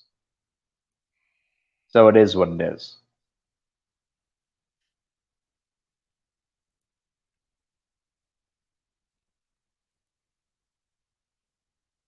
Okay. I like how And I love it in every in other Sam Seder looks. Yeah. Like, instance. They're so excited about it. On cable news and in terms of the Democratic parties and that representative there, I'm sure bipartisanship is a part of her rhetoric. What's her name? Chrissy Hall. I don't know. So I mean, yeah, I I here's an don't know. actual opportunity for it, which Why are we- fits into it's just progressive horrible. ideology. I like how You know, they tried to to make, dunk on somebody and they didn't even know who they were. Yeah, like That's like, kind of amazing. Like what's it, Chrissy something or other? Yeah, that sounds about right. yeah, it's like Yeah, this is what's this that, is what's the that news, line? folks. Yeah, what's that line from the Jake Smarter Than Ron Paul song? Who the hell are flipping you? Because he's got the Disney Channel flow, so he can't swear. Except he says bitch in the song. So, but he can't say the F word. He can say bitch. But What a lovely system in place. I know. Listen, now listen here, Sonny. I don't know who the hell you are. That's right. No. He was the star for sure of that. That was like the one good thing that CTV has ever really done was bring on Colonel Dan. That was so funny. The least base thing about Colonel Dan is that he watches CTV. That's true. Yeah. That's the only reason he knew what Twitch was. Now hold on, Sonny. I need to make me a Twitch account. Yeah, I mean, I'm just imagining, imagine more people, more like the senior officers and stuff from the military go on to make Twitch accounts. Imagine John Bolton was streaming on Twitch. That'd be kind of funny. That'd be base. Yeah. Can you imagine John Bolton on the Hippy Dippy show? Dude, that'd be so fucking base. Everybody would be pissed. Yeah, but he'd be like, "No, I don't know who you are, but you have no idea what you're talking about." Yeah, dude. No, that is what he would say. He said that to Mehdi Hassan. Yes. No, wait. You don't know what you're talking about. Yeah, he said you don't know what you're talking, and he was right because Mehdi Hassan goes to quote him out of the context, and then he's like, "Well, no, I don't think you have the full quote there." He's like, "No, this is the quote. It was in your yearbook." He's like, "Oh yeah, I have my yearbook right here." and he reads out the whole quote. No, and I pointed that out. I'm like, Media's son got absolutely owned on live television. And I pointed this out. I was the only pro Bolton comment on his entire comments. There were hundreds of comments. I skimmed through all of them. I was the only one that was pro Bolton in the whole thing. Everybody else is like, oh yeah, this warmonger got owned. But Hassan legitimately fucked it up. He quoted a partial quote, and then John Bolton read the rest of the quote. And Hassan was like, you know what he said? He's like, well, no, but you said you didn't want to die in a rice field in East Asia. And John Bolton's like, wait, I just read the entire context from it. He's like, oh yeah, but you said that thing that I said you said. No, Mehdi Hassan's actually dumb. He has a low IQ. So, well, he does believe in flying horses, so really. And that too, he believes in flying horses. What a moron. That's probably one of the even better, arguably, than his confrontation with John Bolton is his confrontation with Richard Dawkins. Yeah. Where he talks about the flying horses, and Dawkins is just like, hold on, I can't even do his accent. You actually believe that? He's like, yes. Oh, okay. Well, fair enough. Oh, well, you're stupid. You believe that a guy got on a flying horse and split the moon in half? You actually believe that? And he said yes. Of course, because it said so in the Quran, so it must be true. Oh yeah, well, duh. That's how it works. That's how it works. The party of the military. Give me a break. How about both parties become the parties of cutting the military? It's so reactionary. Folks, there's more of what you've just saw. So, yeah, we're not watching more. We're done with you siblings now. It's so reactionary. I don't think Emma knows what that means. No, she doesn't know what she uses reactionary like Kremlin Kyle uses reactionary. Oh, that's what reactionary is, when you react to things, right? You little bitch. That's how Dave Rubin uses it. Because he said, he had a tweet where he was like, everyone's calling me reactionary. Well, I'm reacting to the social justice movement. Hell yeah, I'm a reactionary. Everyone was like, dude, Dave, you're so dumb. That's not something you should actually embrace. Dude. Okay, we can do one more video. Hopefully a short All one. right. Based.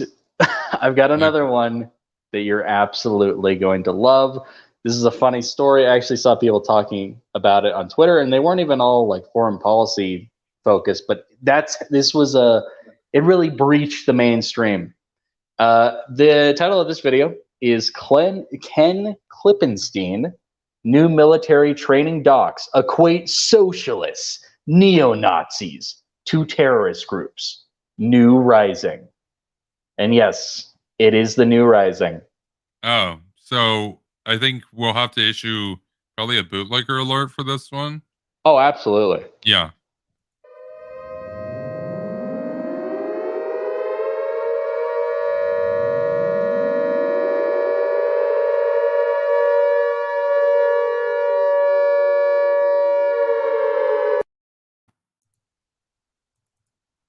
New military training documents obtained by The Intercept compare socialist and left-wing ideology to terrorists and neo-Nazis. One section labeled study questions neo-Nazis? asks, yeah, and then you got to think about, like, you know, if we allied with Hitler then, and then we defeat the Soviets then, and everybody has that inflection. Obviously. What do you think about that, Reece? I don't know. What do you think about that, Kevin? A Navy counterterrorism training document obtained exclusively. I mean, the Intercept appears to conflate socialists with terrorists and lists the Jesus left wing ideology alongside neo Neo. Nazis? That's right. Okay, Neo. no. Literally. Every statement was inflected as a question. Every sentence fragment inflected as a question. How? How does that happen? How does that happen? How? That's what happens How when does you that don't have happen any. Then? So yeah, That- so you want to work with you want to work with the US military then? In training? That's what you Document? say when you have no confidence in what you're actually spouting. Oh no, absolutely. It's like question. It's looking for approval from the audience, but to the most hyper absurd degree. I've never seen that before in my life. I've debated so many brainlets, but I mean, come on. Even an ironic ANCAP didn't do that shit. What was that? Even like a Neil bot. Panasuka didn't do that. Yeah, he's cringe, but even I was based in high school, man. Yeah, but he didn't say I was based in high school. No, he just said no. He just said no. No, I was based in high school. He didn't say no. I was based in high school. And we'd be like, "Are you asking us?" You're a little bit. You'd have to ask my friends. You'd have to ask my friends. That's right. Oh no. No, dude. Yeah, I mean, obviously, if you're wondering like what the hell is even going on right now, watch my debating capitalist neocon on World War I, World War II, and abortion. He's a neocon that thinks that America should have stayed out of World War I, except help the Germans, and ally with Hitler in World War II against the Soviets, and it was on divorce rather, and make it so that there's a $12,000 fine to get divorced, and ban premarital sex after the age of 25. And that's correct. That's what happened. That's correct. That's what happened.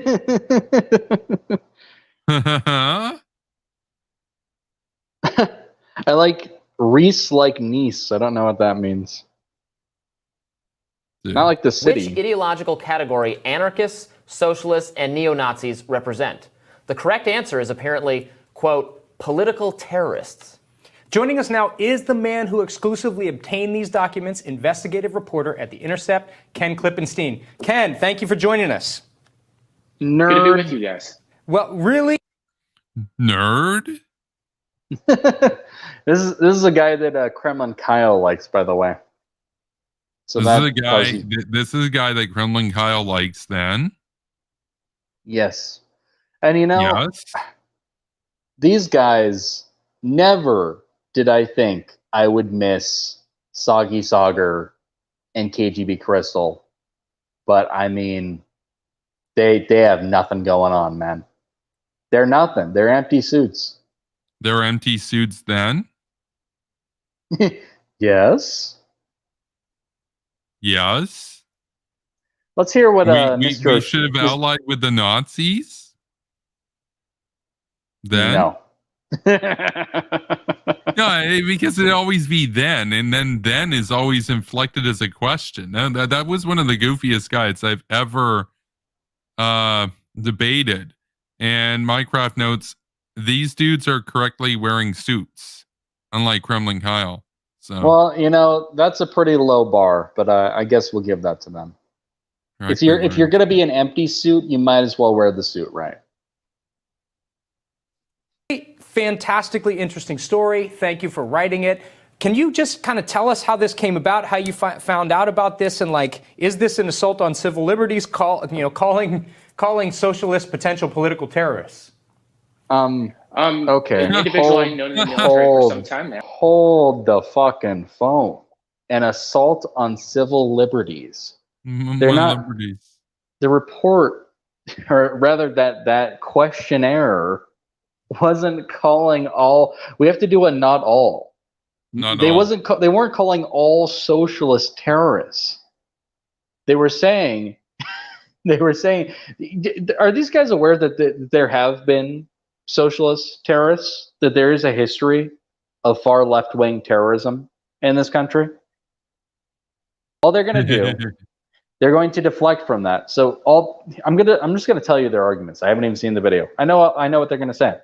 They're going to say not all, which they just did. Not all socialists. You can't call all socialists terrorists. What are you saying? If someone just says they're a socialist, they're a terrorist? And then they're also going to take issue with the fact that it was listed alongside neo-Nazis and say, what, are you saying that they're the same? But white supremacists are the biggest domestic threat. How can you say that? Not understanding that they already said that the answer to that question was, what are these examples of? Political terrorism, which is true.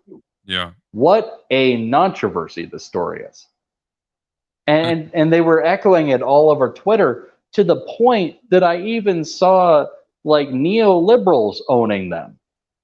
They were just like that's how bad it got. Damn. Exactly. That's an ouch when Globe Twitter is owning you. Ouch. Then Kevin's stuck.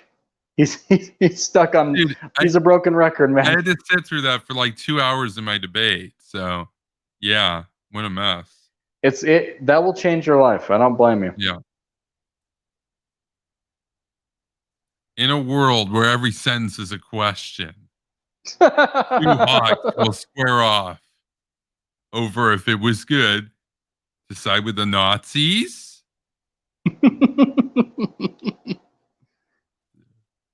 Okay. Oh dear. Civil liberties call, Oh.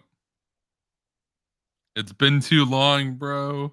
StreamYard can't handle it. Literally been too long. Yeah. Calling socialist potential political. Bro. Calling socialist potential political terrorists. An individual I've known in the military for some time now found out that this was being, briefed to trainees in large numbers, not just in one particular group. And this person was outraged, contacted me. I looked into it and looked to be what he thanks, said Ken. it was. What a big brain boy, Ken. Oh my God, this was being briefed to many, not just one person, many individuals. Yeah, it was part of a test. It was a question on a test, and that's how he starts off. He's like, "Hey guys, this has been spread around to a lot of people in the military." I mean, and they're freaking out over it. I like how he didn't address the insane stealing my civil liberties line from the empty suit.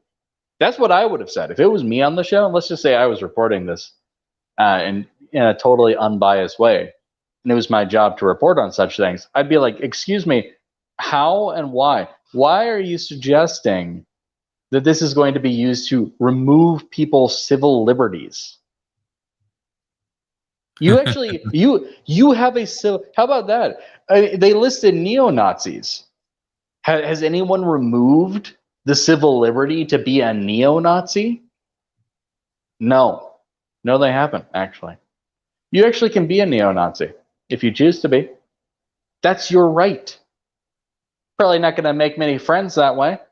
Can't promise you can't promise you a good career or much love from your community, but it is something you can do. It is a choice. Yeah, but, I mean, we had one on the show earlier. Nick Fuentes was on. Now, maybe he's not the best example because he couldn't fly to White Boy Summer for being put on the no-fly list. But, if he hadn't participated in an insurrection, he'd been spouting that kind of shit for years and not suffered a consequence like that. So there you go. Even then, we can list him as an example. Yeah. If he hadn't have been part of the insurrection, you can make a very good case that wouldn't have happened to him. No, but it was their free speech to do an insurrection. It was their civil liberties. Yeah. That's right. They were doing a demonstration. Yeah. While I don't think they're necessarily going to start kicking down doors and rounding up the socialists, it shows what happens when the military. Not necessarily. How about like that's a 100% thing that's not going to happen. You know, not necessarily. I don't. You know, I wouldn't go that far. I am. Dude. Bruh, I'm just amazed that the host framed it that way. Like that's even a concern. What? How Dude. warped in the head do you have to be? How much of a socialist propagandist do you have to be to look at this document and say, it's over, they're coming for us? Yeah, they're coming, dude. Yeah, they're coming for. Over. That's a major mask off moment, by the way. If you look at the question that says, what would be the designation for, you know, socialist terrorism or socialists who are terrorists? And the answer is political terrorism. And then you say, they're coming for us. Are you a terrorist? That would be my question. Yeah. Are you a terrorist or are you harboring terrorists? Very interesting way you frame that, sir. It's kind of like the whole thing. Like one of these candidates is, and then Tulsi's like, I'm not a Russian asset. You know, giving it away, giving it away. You know, it's like one of the people in line right now is guilty of the crimes, and it's just like, I'm not a murderer. It's like, oh, maybe it's that person. That happened twice to Tulsi, because she when she was on the debate stage, even Kamala Harris was dunking on her. And we know how we feel about her, but she said something like, "Yeah, one of the candidates on this stage regularly appears on Fox News to hate on Democrats," and Tulsi's just like, "Oh, yeah, dude, dude, she's so lame." And thankfully, she's not in power. Yes. Yeah. No, Ken looks kind of spooked right now, actually. A little bit. It shows what happens when the military, is tasked with determining what sorts of ideologies they consider problematic. You start getting sloppy language like this that, you know, to a young 20-year-old trainee, maybe they don't understand. It's not making a political. It's not. They're not taking a political stance. It is a statement of fact that there are socialist terrorists. That is a legitimate designation. That's amazing to look at this. Dude. Oh my God, they're doing so you have one side complaining that the military is woke and they're turning everyone into an anti-white racist. And then you have another side who's saying, actually, no, they're turning them all into anti-socialists, man. Yeah. The reality on both fronts is a lot more boring than people would like you to think. I'm just going to say that much. Snowin and Bowen. Snowin and Bowen, bro. And Bowen. Snowin and Bowen. Oh, man. Yeah. Mycroft asks if we simp Tulsi. I don't. What about you? Hell no. You know, go ask Michael Tracy that. Dude. Start getting sloppy language like this that, you know, to a young 20-year-old trainee, maybe they don't understand that this was just poorly drafted, and they end up walking away from a presentation like this thinking, wow, these socialists are really scary guys. And that doesn't seem great to me. What a meme, dude. Bars. Yeah, that's an old reference. Only the OGs are gonna get that one, dude. I feel like only the OGs will get any of our references at this point. Yeah. Everything he says is so immediately questionable. What does he mean by sloppy language? Oh, this is gonna encourage people to not like socialism. Well, first off, people shouldn't like socialism. That too. Oh, can't say that. But I don't even think that's the purpose of this document. I think it's a fucking question on a test about legitimate designations of terrorist categories.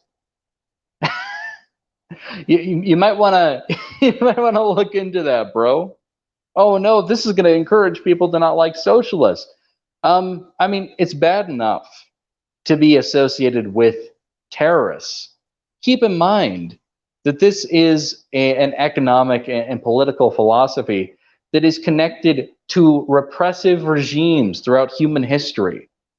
Those ideas were the bedrock for those regimes. So honestly, being compared to terrorists is flattering. Oh, you got compared to a terrorist who, like, what, killed max 10 people? Hey, man, that's okay, because I could have compared you to Stalin, who killed millions. Tens of millions, yeah. Big number, big number.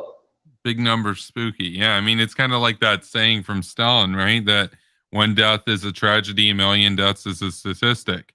If ISIS kills 14,000 people, the world freaks out about it. If the communist Chinese regime kills 60 million, we're like, yeah, I guess we can trade with them and stuff, bro. I mean, if you think about it, they're kind of capitalist, right? Because like they have McDonald's, man. So basically, nobody freaks out if things go according to plan. If things go according to plan? Plan? See, that's annoying as fuck. No, I can't believe I sat through 2 hours of that. Annoying. It's so fucking annoying. It's so annoying. 2 hours. Yeah, you watched the whole debate, didn't you? Because you were on the post show after.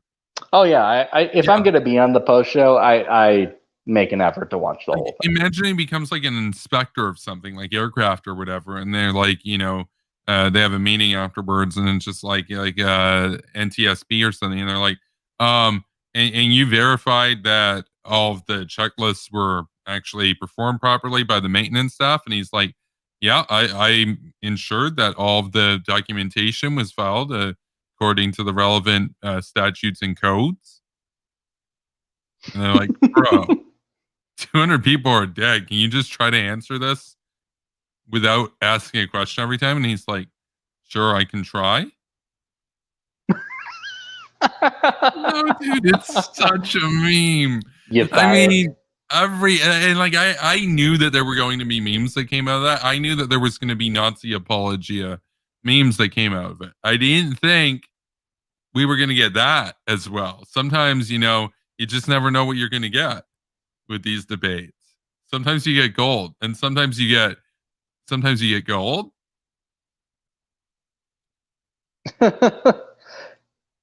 Hunter Coxey asked, "Whatever happened to the bars kid? How's his rap career? Bet he's balling." Man, what was his account? It was Pro Thing. I'm gonna look up Pro Thing, see if he's still got a channel, because Pro Thing. Let's see what he's up to. That guy was a joke. That guy was obsessed. No, his channel's gone. I don't know. He may get suspended or something. Who knows?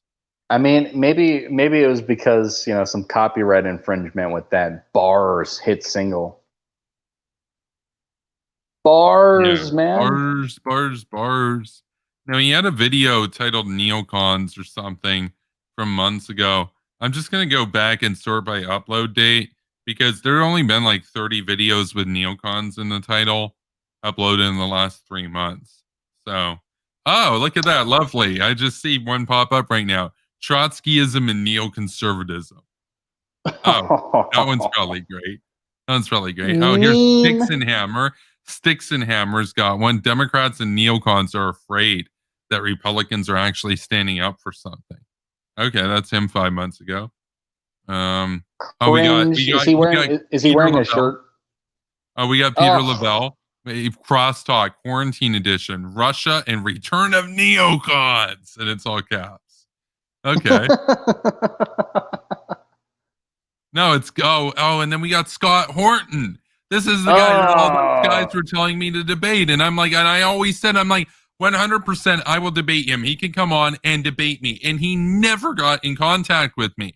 And they were telling me that he would destroy me and all this. I went to check out his channel, and you wouldn't freaking believe it. He has like 9,000 subs, and he has like 15,000 videos or something. It's insane. Like, his views per video average like a couple hundred.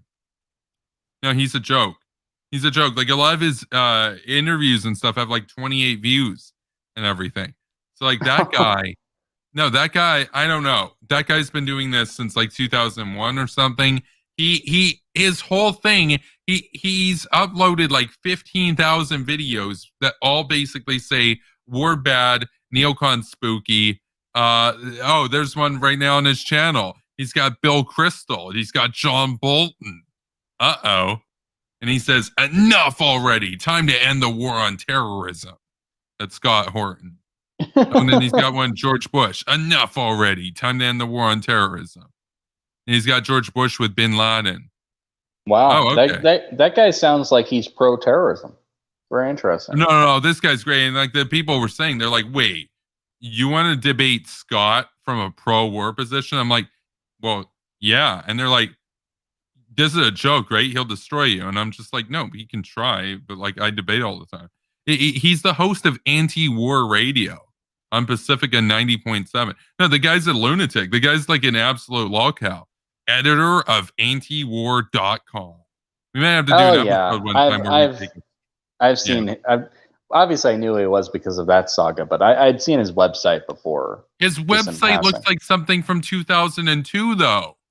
Like his website looks like a joke. He's a dude from 2002. No. He's still stuck in 2002. No. But like, this is what his website looks like. It looks like something from like North Korea or something.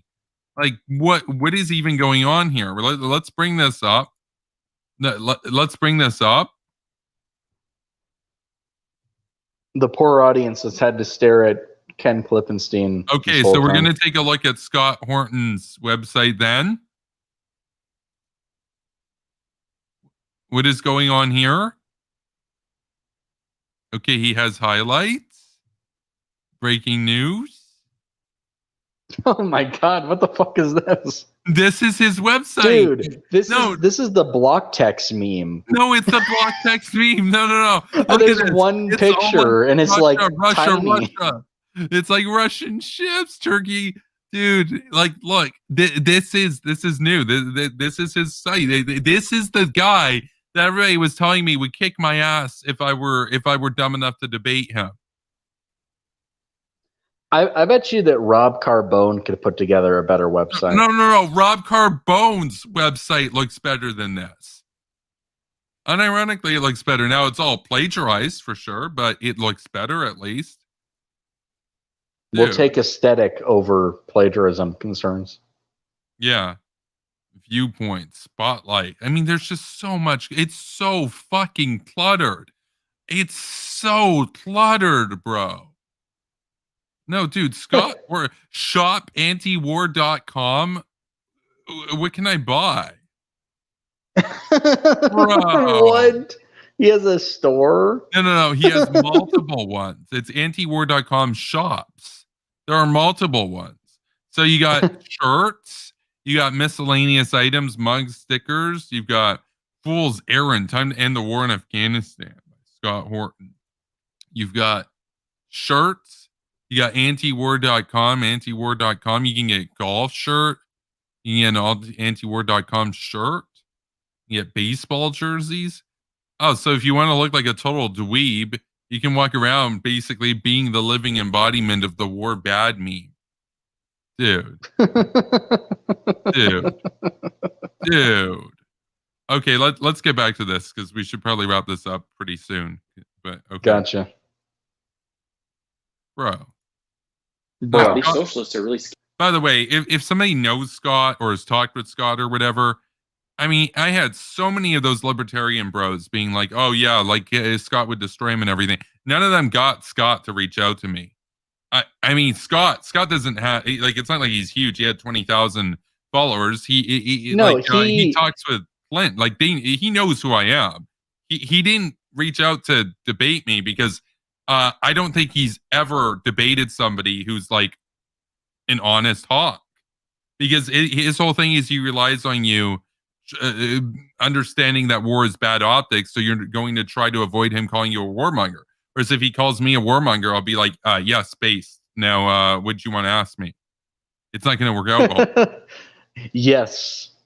Yeah, no, he had to have seen it. There were so many threads. Oh, they were all tagged you and him, and they were all talking about you. And they were his friends. Yeah, no, he totally knows. But No one bothered to set it up, but it could happen.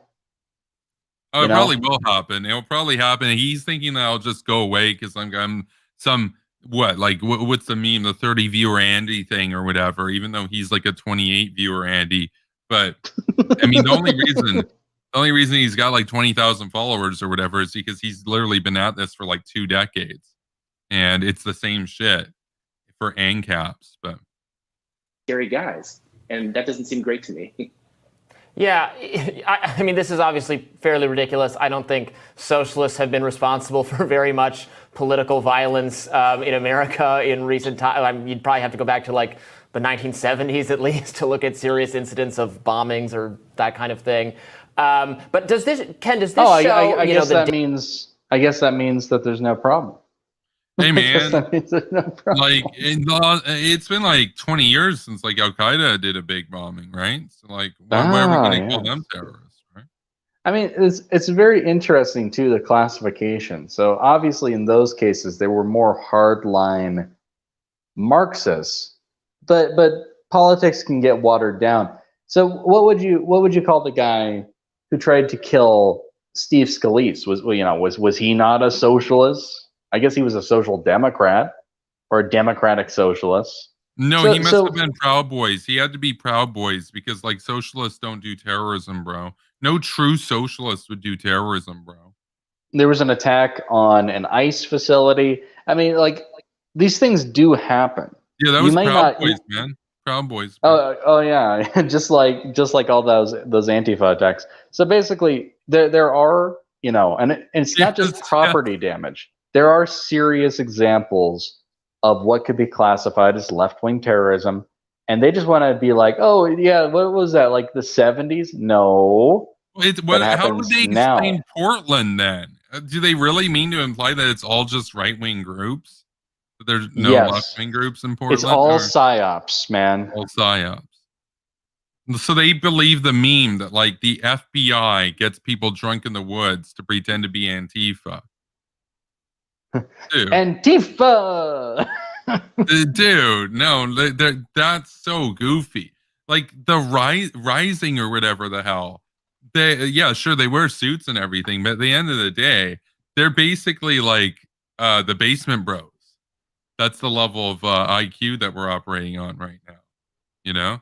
It's like, man, more hot pockets. I'm owning these like right-wing libs. You sound like a lib. Like I was based in high school. Unlike the libs. No, like libs are cringe in high school. Dangers, the slippery slope, something we've talked about a lot on the show today, actually, of this. There's an effort, I think, underway to some degree among, I wouldn't say the left, among kind of your more mainstream liberals to really to confront right-wing violence, which I think is important, but also to really label it and to kind of have more surveillance and recording of right-wing groups. If you do that, well, then is the right going to respond by doing the same thing to left-wing groups? And I think it's concerning to those of us who are civil libertarians, right? Yes. Civil libertarian, okay. Yeah, they're in line with other libertarians. They seem very keen on downplaying the actions taken by authoritarians. Yeah. So it's a meme. I don't do violence. I may sweep examples of violence under the rug and use my platform to totally make a mockery of the whole situation and act like it's no big deal. What is that? The 70s? You have to go back to the 70s. 70s? 70s? Incorrect. Look at any serious, comprehensive analysis of terrorism in the United States by year. And they're going to break it down. And one of the categories is going to be left wing. And they're going to include anarchists in that. Oh, but you can't do that. Because then, anytime that they've even hinted at that in the past year, the anarchists lose their shit. What are you calling us terrorists? They lose it. They always say, "What about the Proud Boys? What about the Proud Boys?" They're so lame. Their whole shtick is that, we're against the government. this is a rebellion. We're standing up against them. And then you call some of them terrorists who actually do commit actions of violence. It's the meme. It's the meme of that dog, the Doge or whatever. You know, that Shiba Inu thing where it's like anarchists when they're on Twitter, and it's just like the super buff Doge, and he's just like, yeah, fuck the man, firebomb the man. And it's like anarchists when the military classifies them as terrorists. No, me, I'm not a terrorist. How can they call me that? They hurt my feelings. It's like that's literally what it is. They brag all the time about being tough guys. They're gonna barrel bomb fascists, and then they get called terrorists, and they whine and bitch about it and say, no, we don't want to do violence, man. Unbelievable. Where the Proud Boys do violence, we just punch and throw projectiles at the Proud Boys. Because think about it, Portland would not look like how it did right now if both sides weren't fighting over that. Of course, man. There have been like documentaries on this on the streets. The fighting is roughly equal there.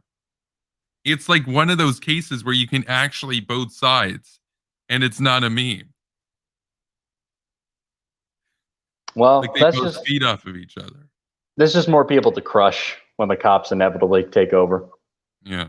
So after January 6th, the unrest at the Capitol, President Biden in his inauguration mentioned wanting to crack down on domestic extremism, and at many of the different agencies like Department of Homeland Security, Justice Department, and the Department of Defense, they created these different groups. In the case of the Pentagon, there's a steering committee for rooting out these domestic extremists. And the programs that they're looking at, I reported on this earlier, is that they want to create an algorithm that's going to detect keywords that they think are indicative of extremist behavior. All of this just smells to me like that they think are indicative. Like we know what some of those keywords would be. So yeah, a lot so of he's those gonna keywords. Yeah, he's gonna come down real hard here on what could only be called intelligent and proactive measures taken to detect terrorism. A red flag system. They're always freaking out about that. No, they hate it. They hate it. They bitch about X key score. They're like, the government can see buzzwords of like what you type and stuff. It's like, yeah, I don't know. Maybe if you text somebody about how you've got a dirty bomb planted somewhere, maybe the government might want to intercept that, you know? But no, I'm not that exactly would be a I'm not going to be losing sleep over the invasion of privacy there. No, but Ron Paul would say you violated the right of the terrorists, man. He should have been free to plot. free to plot.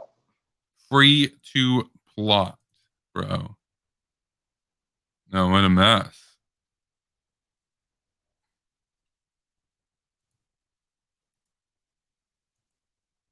the sorts of boondoggles you see the Pentagon engage in, where they throw tons of money at this kind of tech grifts that end up not working. And when I talk to tech grifts. wait. I've never heard that term before. I've heard of like political grifts, but like Ruben, what's a tech grift? Wait, is that like a guy who studies information technology and then goes and gets a job working in IT for the government? Is that a tech grift? Kind of like how engineers are engineer grifts because they go and work at engineering firms. Is that what we're talking about, Ken? God, this guy's so goofy. Yeah, like what about McDonald's grifts? The McDonald's grift. Yeah, they go and they work the drive-through and then they get paid. I mean, grifters get paid. So yeah, it's a grift. Laborers are grifters, dude. They get paid. Good point. He's so goofy. These here are the arguments, by the way, of a child. Let's just acknowledge that. From Ken Klippenstein, I guess his name is. Yeah, no, he's he really is a goofball. And TYT's hyped up this guy for a long time too. And Snivlin Sam, He's really their darling in that way. They're always like they're always talking about. He's their mainstream media connection. That's right. That's right. The FBI folks, I interviewed a bunch of FBI folks that work counterterror matters. They say the same thing. They say we've got plenty of laws on the books already to prosecute crimes, to prosecute people for crimes, which is what we should be focusing on. What is the illegal activity? Not what do they believe? What do they think? Kevin, Ken, this isn't an issue of prosecution. Of course, we have the tools to prosecute people. The point of having a system like that is to prevent attacks. And then you can do a prosecution. I love that. That's his logic, is no, you don't actually need to take additional measures to prevent terrorist attacks because we can just prosecute people after. Yeah. How about we stop it from happening? No, that would be a violation of their civil rights to do terrorism. That's like thought crime, man. That's like Minority Report. You can't do that. Yeah, you can't do that, man. I mean, just because they Googled how to build a dirty bomb. I mean, what? Maybe they were just curious. Well, here's the thing: there's due process. I'm not saying throw people in prison forever because they did a questionable Google search. I'm saying do a thorough interrogation and investigation of that person. And if they have some material on them, that's a little sketch. They started putting stuff together. That's a little sketch. All of this done in the effort to prevent future casualties within the nation. But apparently, no, we can't do that. That's spooky. Actually doing something. So basically, we're just going to do thoughts and prayers. We can mop up the blood afterward, dude. Don't worry. Oh, we're real good at that. We've got plenty of tools at our disposal. Look, we have so many mops and buckets. We'll be fine. Oh, No, you actually want to stop things from happening, though? Oh, I don't know about that. He was just looking up how to get all the charges on the plutonium bomb to detonate properly. It's a really complicated engineering task. He needed some help. Well, of course. What, was he supposed to do it on his own?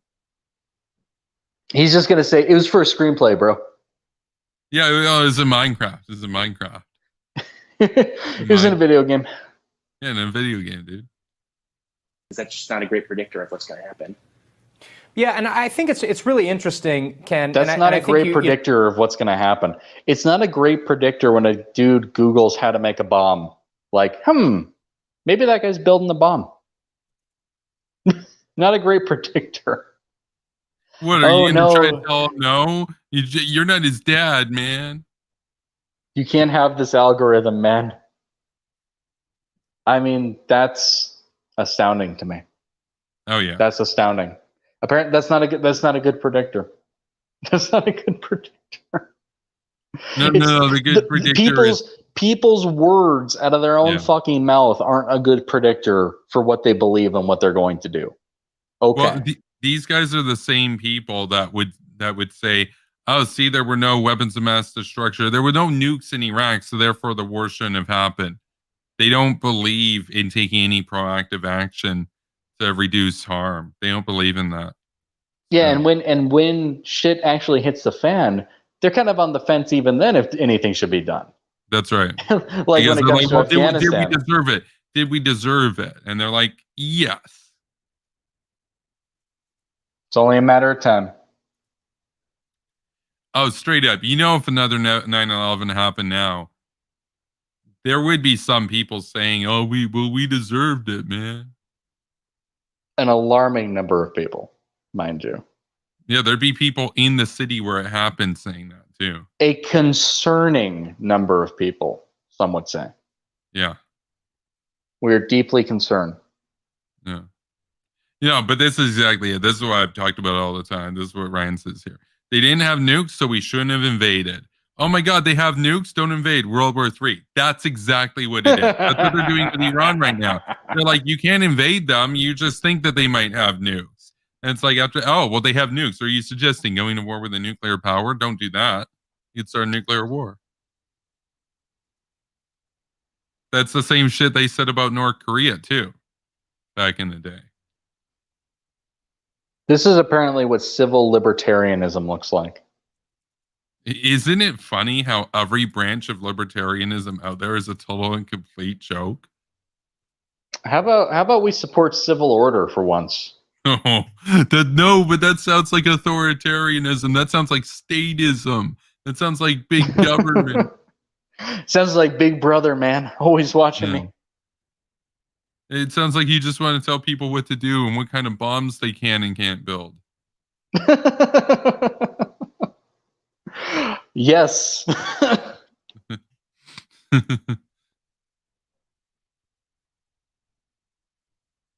Second Amendment, bro. Second Amendment, bro. Oh, yeah, that's right. That's stretching it. The founding fathers said I could have this bomb, man. I guess. I mean, you couldn't even get a cannon, so the bomb's kind of out of the question.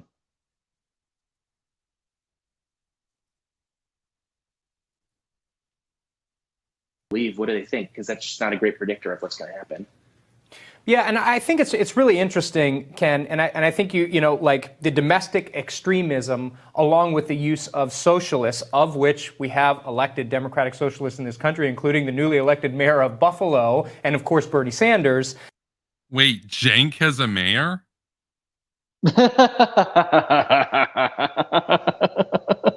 Apparently, he's that big. He's actually an incorporated township. He's got a mayor. Yep, he has a zip code. Damn, he's one big brown buffalo. He's thick. He's a thick dude. So it was inevitable that they were going to go this route. But yeah, there's Democratic Socialists in power. Here's the thing: you could be elected. I just did a story just the other day. They're white nationalists in power. There's Paul Gosar. He's a congressman from Arizona. He just did a fundraiser with Nick Fuentes. You know who else is in power? There are environmentalists in power, and there's also such a thing as environmental terrorism. Yeah. So therefore, if you could be a part of any ideology, and there's going to be some form of extremism tied to it. So they don't like this. Oh, you can't talk about that. You can't talk about a rise of anarchist and socialist violence because, hey, man, we put some socialists in power who are oddly apologetic toward that violence. Yeah. Very interesting. So so to the empty suits on the new Rising, no one's calling those Democratic Socialists terrorists. Now, in some cases, we'll call them terrorist apologists. Don't you worry. We'll get around to that because they are. No, absolutely. And that's, that's a distinction worth noting, but we can continue with the video. For whatever that distinction's worth, man.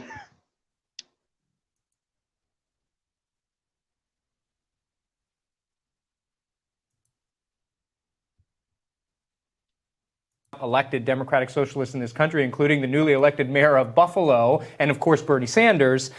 It's how do you really define these things? You know, what are they? You know, specifically, and then after that definition, how do you move into them? And I think it's kind of dangerous territory when we do one thing, which is start to examine. Wait, is he doing the Hawes thing of like definitions and like how do you define it? It's kind of dangerous. That's definition mongering. Can you really define white nationalist extremists? Can you really define socialists? I mean, how do you know? How do you know? How do you know? You know, there might be some useful clues based in who or what was attacked and for what obvious reason. You could take some other context of what was being said. So this reminds me of the same people who there would be an attack by a jihadi and they'd say Allahu Akbar, and then people would be like, oh, well, we still don't know the reason. Are you dumb? Like, are you deaf? Like, the reason was told. They said the reason, and yet here you are, not paying attention, not reporting on the obvious facts. That's amazing. Yeah, it's almost like if you have a group of anarchist psychos burning down Wendy's, chanting against capitalism, and then people are scratching their heads. I wonder what's going on. I wonder why they're doing this. Dude. Could it be an anti-capitalist attack?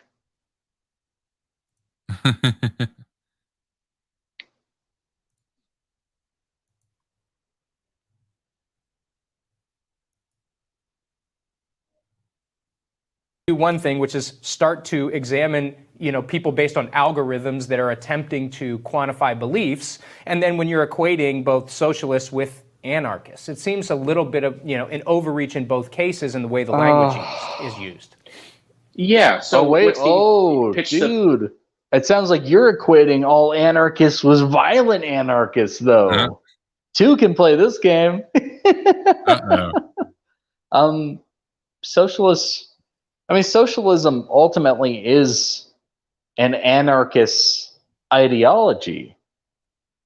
Because if you're not, then you're a communist, basically. So Well, no, I guess we'll make that distinction. It's the communists that are technically anarchists. The socialists are the statist version, but a lot of socialists, they don't see socialism as the end goal. They see anarchism as the end goal, and they want to get to communism. And they believe that you have to have a dictatorship of the proletariat to get there, to destroy and smash capitalism. So no one's making any equivalences here, though. Or comparisons, rather. No one's comparing.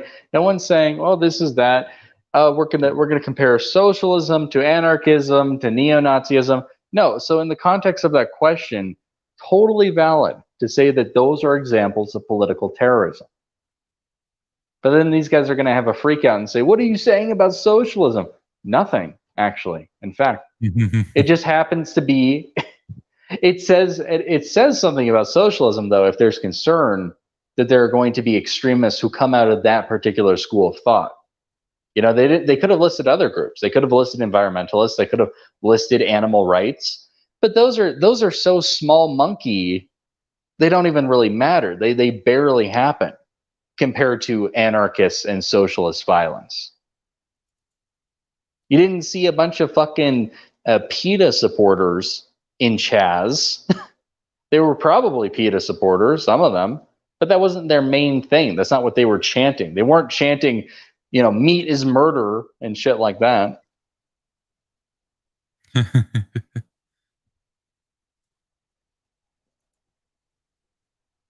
Public is, we're going to crack down on neo-Nazis and white supremacists, something that I think people are broadly, when they hear that, they're kind of like, okay, that makes sense.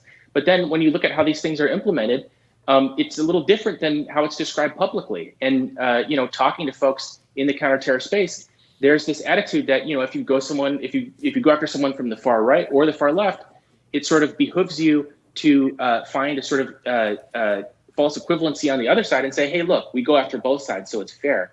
And the problem with that is you should go wherever the evidence leads you, not try to create some sort of equivalency or balance, even though that might help you. Wait, who said that there was an equivalency? Because even if you had one on the other side and 1,000 on the other, there's still both cases of terrorism. He's not that bright. His idea here is that they're sitting down and they're trying to keep things balanced, as all things should be. All things. They're pulling a real Thanos here.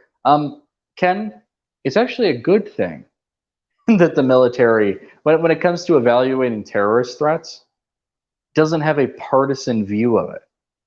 They're not like, okay, we're only going to go after right-wing terrorists, or we're only going to go after left-wing terrorists.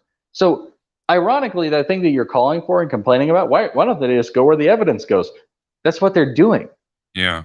Because there objectively are examples of right-wing and left-wing terrorism. Ken? What a goober. Like, what a pointless mouth breather this guy is. He says so much without actually saying anything. He's a gooby goober, yeah. He is. They're a gooby goober, yeah. Politically, if you get called in front of Congress, then you can tell Congress people, oh, we go after both sides.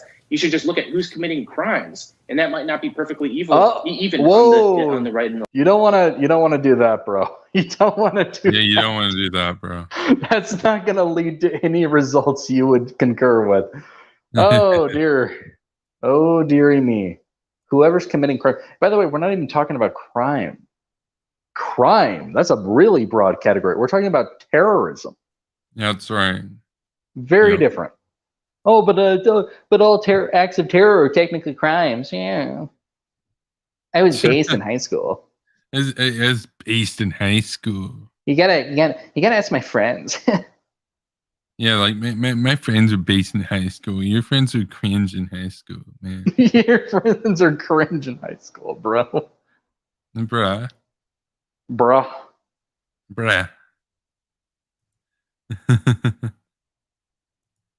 Yeah, no, imagine being that guy. Thinking you're based in high school. I guess, spoiler alert, he wasn't based in high school. Shock of all shocks. He admitted it too, but whatever. Both sides. You should just look at who's committing crimes, and that might not be perfectly evil, even on the right and the left. Right, and it might not even be ideological at all, right? There's this focus a lot on hate crimes and ideological violence. I think because it's of interest to the media, and a lot should be done to combat it to the extent it exists. But we're talking about hundreds of violent incidents versus like just the normal amount of homicide or workplace shootings or gang-related crime that takes place. Like there's tons of that, more than that every day than these kinds of incidents, which are important, but scare us. Yeah, but the paper was specifically focused on this, but whatever. I don't necessarily disagree with that, but I can see why, because and the paper wasn't focused on that at all. It was focused on. It wasn't focused on crime. It was asking a question about terrorism. But yeah, the media. That's what I'm saying about terrorism, on terrorism, not crime. Like he's talking, well, crime happens across the board. It's like, okay, but should we talk about terrorism at all in a specific context? But whatever. I suppose you could have apolitical terrorism. For not really though. Actually, no. I take that back. You can't. There needs to be some kind of ideological motivation for it to be terrorism. That's right. Otherwise, it would just be called crime. But I mean, it's just utterly bizarre, really. Yeah, maybe there could be more of a focus on just violence in general. But of course, people are going to grab onto what's more sensational, what you can actually spin a headline out of.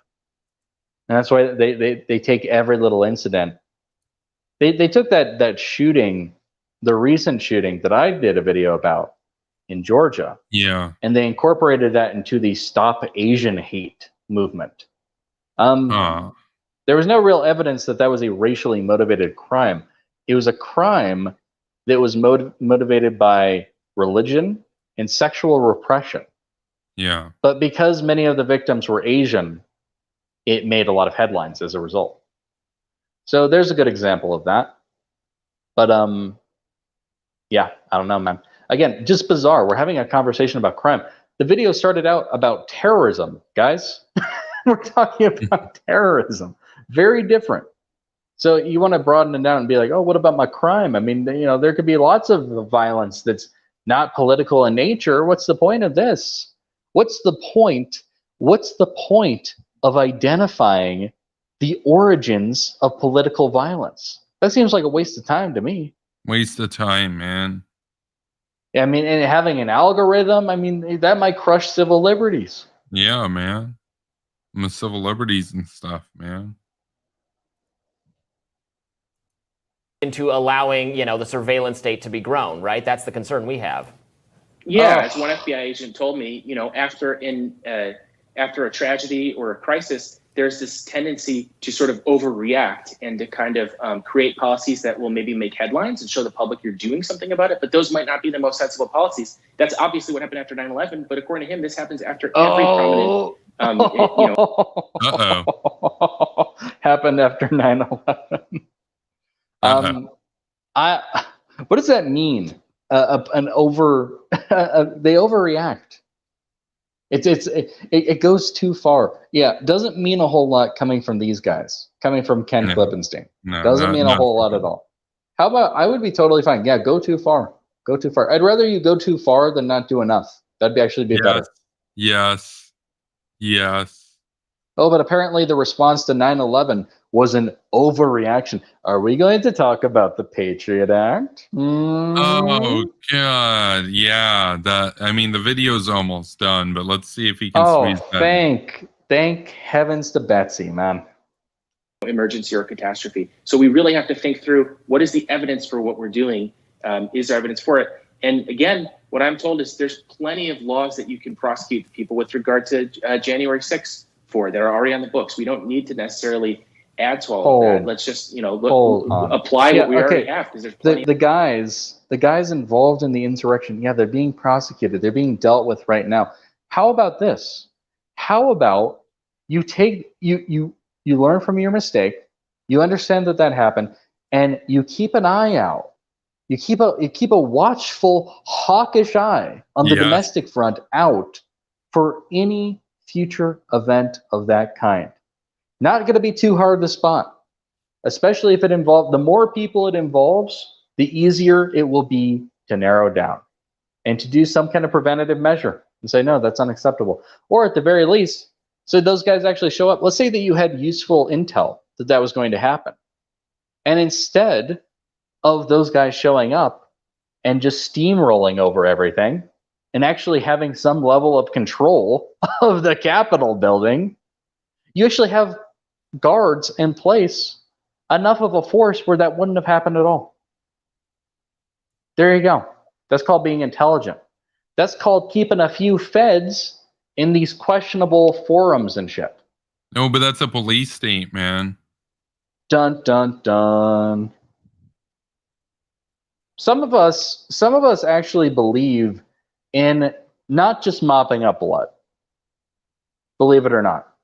Some of us, and we understand, he's come back to this point over and over throughout the video. Oh, well, we already have the tools to prosecute them. We already have those tools. Yes, we have the tools to prosecute. We don't have the necessary tools to prevent. I'm more interested in preventing than fucking prosecuting. What don't they get about that? No, but that makes you like a big government police state, dude, who it supports the Patriot Act, probably, right? Oh, yeah. That was base. Then you're in like a neocon ghoul. You go back three, like if there was a trivia question, name 3 base things from the early 2000s. I'd say Patriot Act, Citizens United, Iraq War. Next, yeah, that's right. Yeah, that would piss off a lot of the aggressive gremlins. Oh, that would piss off every aggressive gremlin. Yeah, well, Ken Lippenstein is one of the more prominent aggressive gremlins, and he's gremlining out here. So yeah, that's a gremlin face right there. Gremlin alert. Of that. Yeah, arrest people who broke laws. The laws already exist. We don't need to do more than that. We don't need to create new categories to watch people and track people that that end up infringing on all of our civil liberties. Thank you so much for being with us, Ken. So stupid. After 26 years, Hong Kong's last pro-democracy newspaper. Oh yeah, they don't want to do anything about Hong Kong, but they want a virtue signal. So. Yeah, talk about the erasure and trampling of democracy. Ooh, very interesting. Very interesting that they're going to do that segment after the segment in which they were saying, are our civil liberties being trampled on? Really, what legs do we have to stand on? Yeah. Criticizing the CCP. I mean, they're trampling on democracy, but look at us. We're also trampling on democracy. Right. That's right. Well, you think you're slick. You think you're slick, you empty suits of the new rising. Dude. But you're not.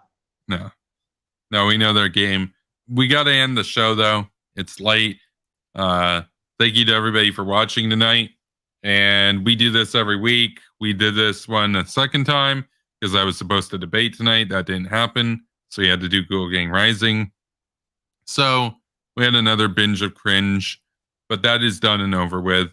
And so we will be back Saturday night for another episode of Ghoul Gang Rising. In the meantime, you can subscribe to my channel if you haven't done so yet, as I do daily videos and premieres. And additionally, you can be sure to follow me over on Twitter at Kevin Castley. And you can follow this guy over on Twitter at Spooky Nukies if he lets you.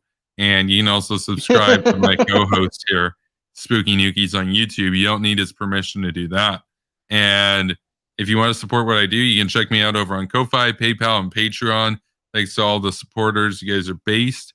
And additionally, what else was there? Oh, yeah, you can follow over on Twitch and Facebook. Links are in the bio. So thanks for watching, everybody. And if the Star Spangled Spook has any closing remarks, feel free. No, that was good. I feel like we caught up on most of the videos that I'd been wanting to cover from last time that we just we didn't have time for. We had a lot to talk about.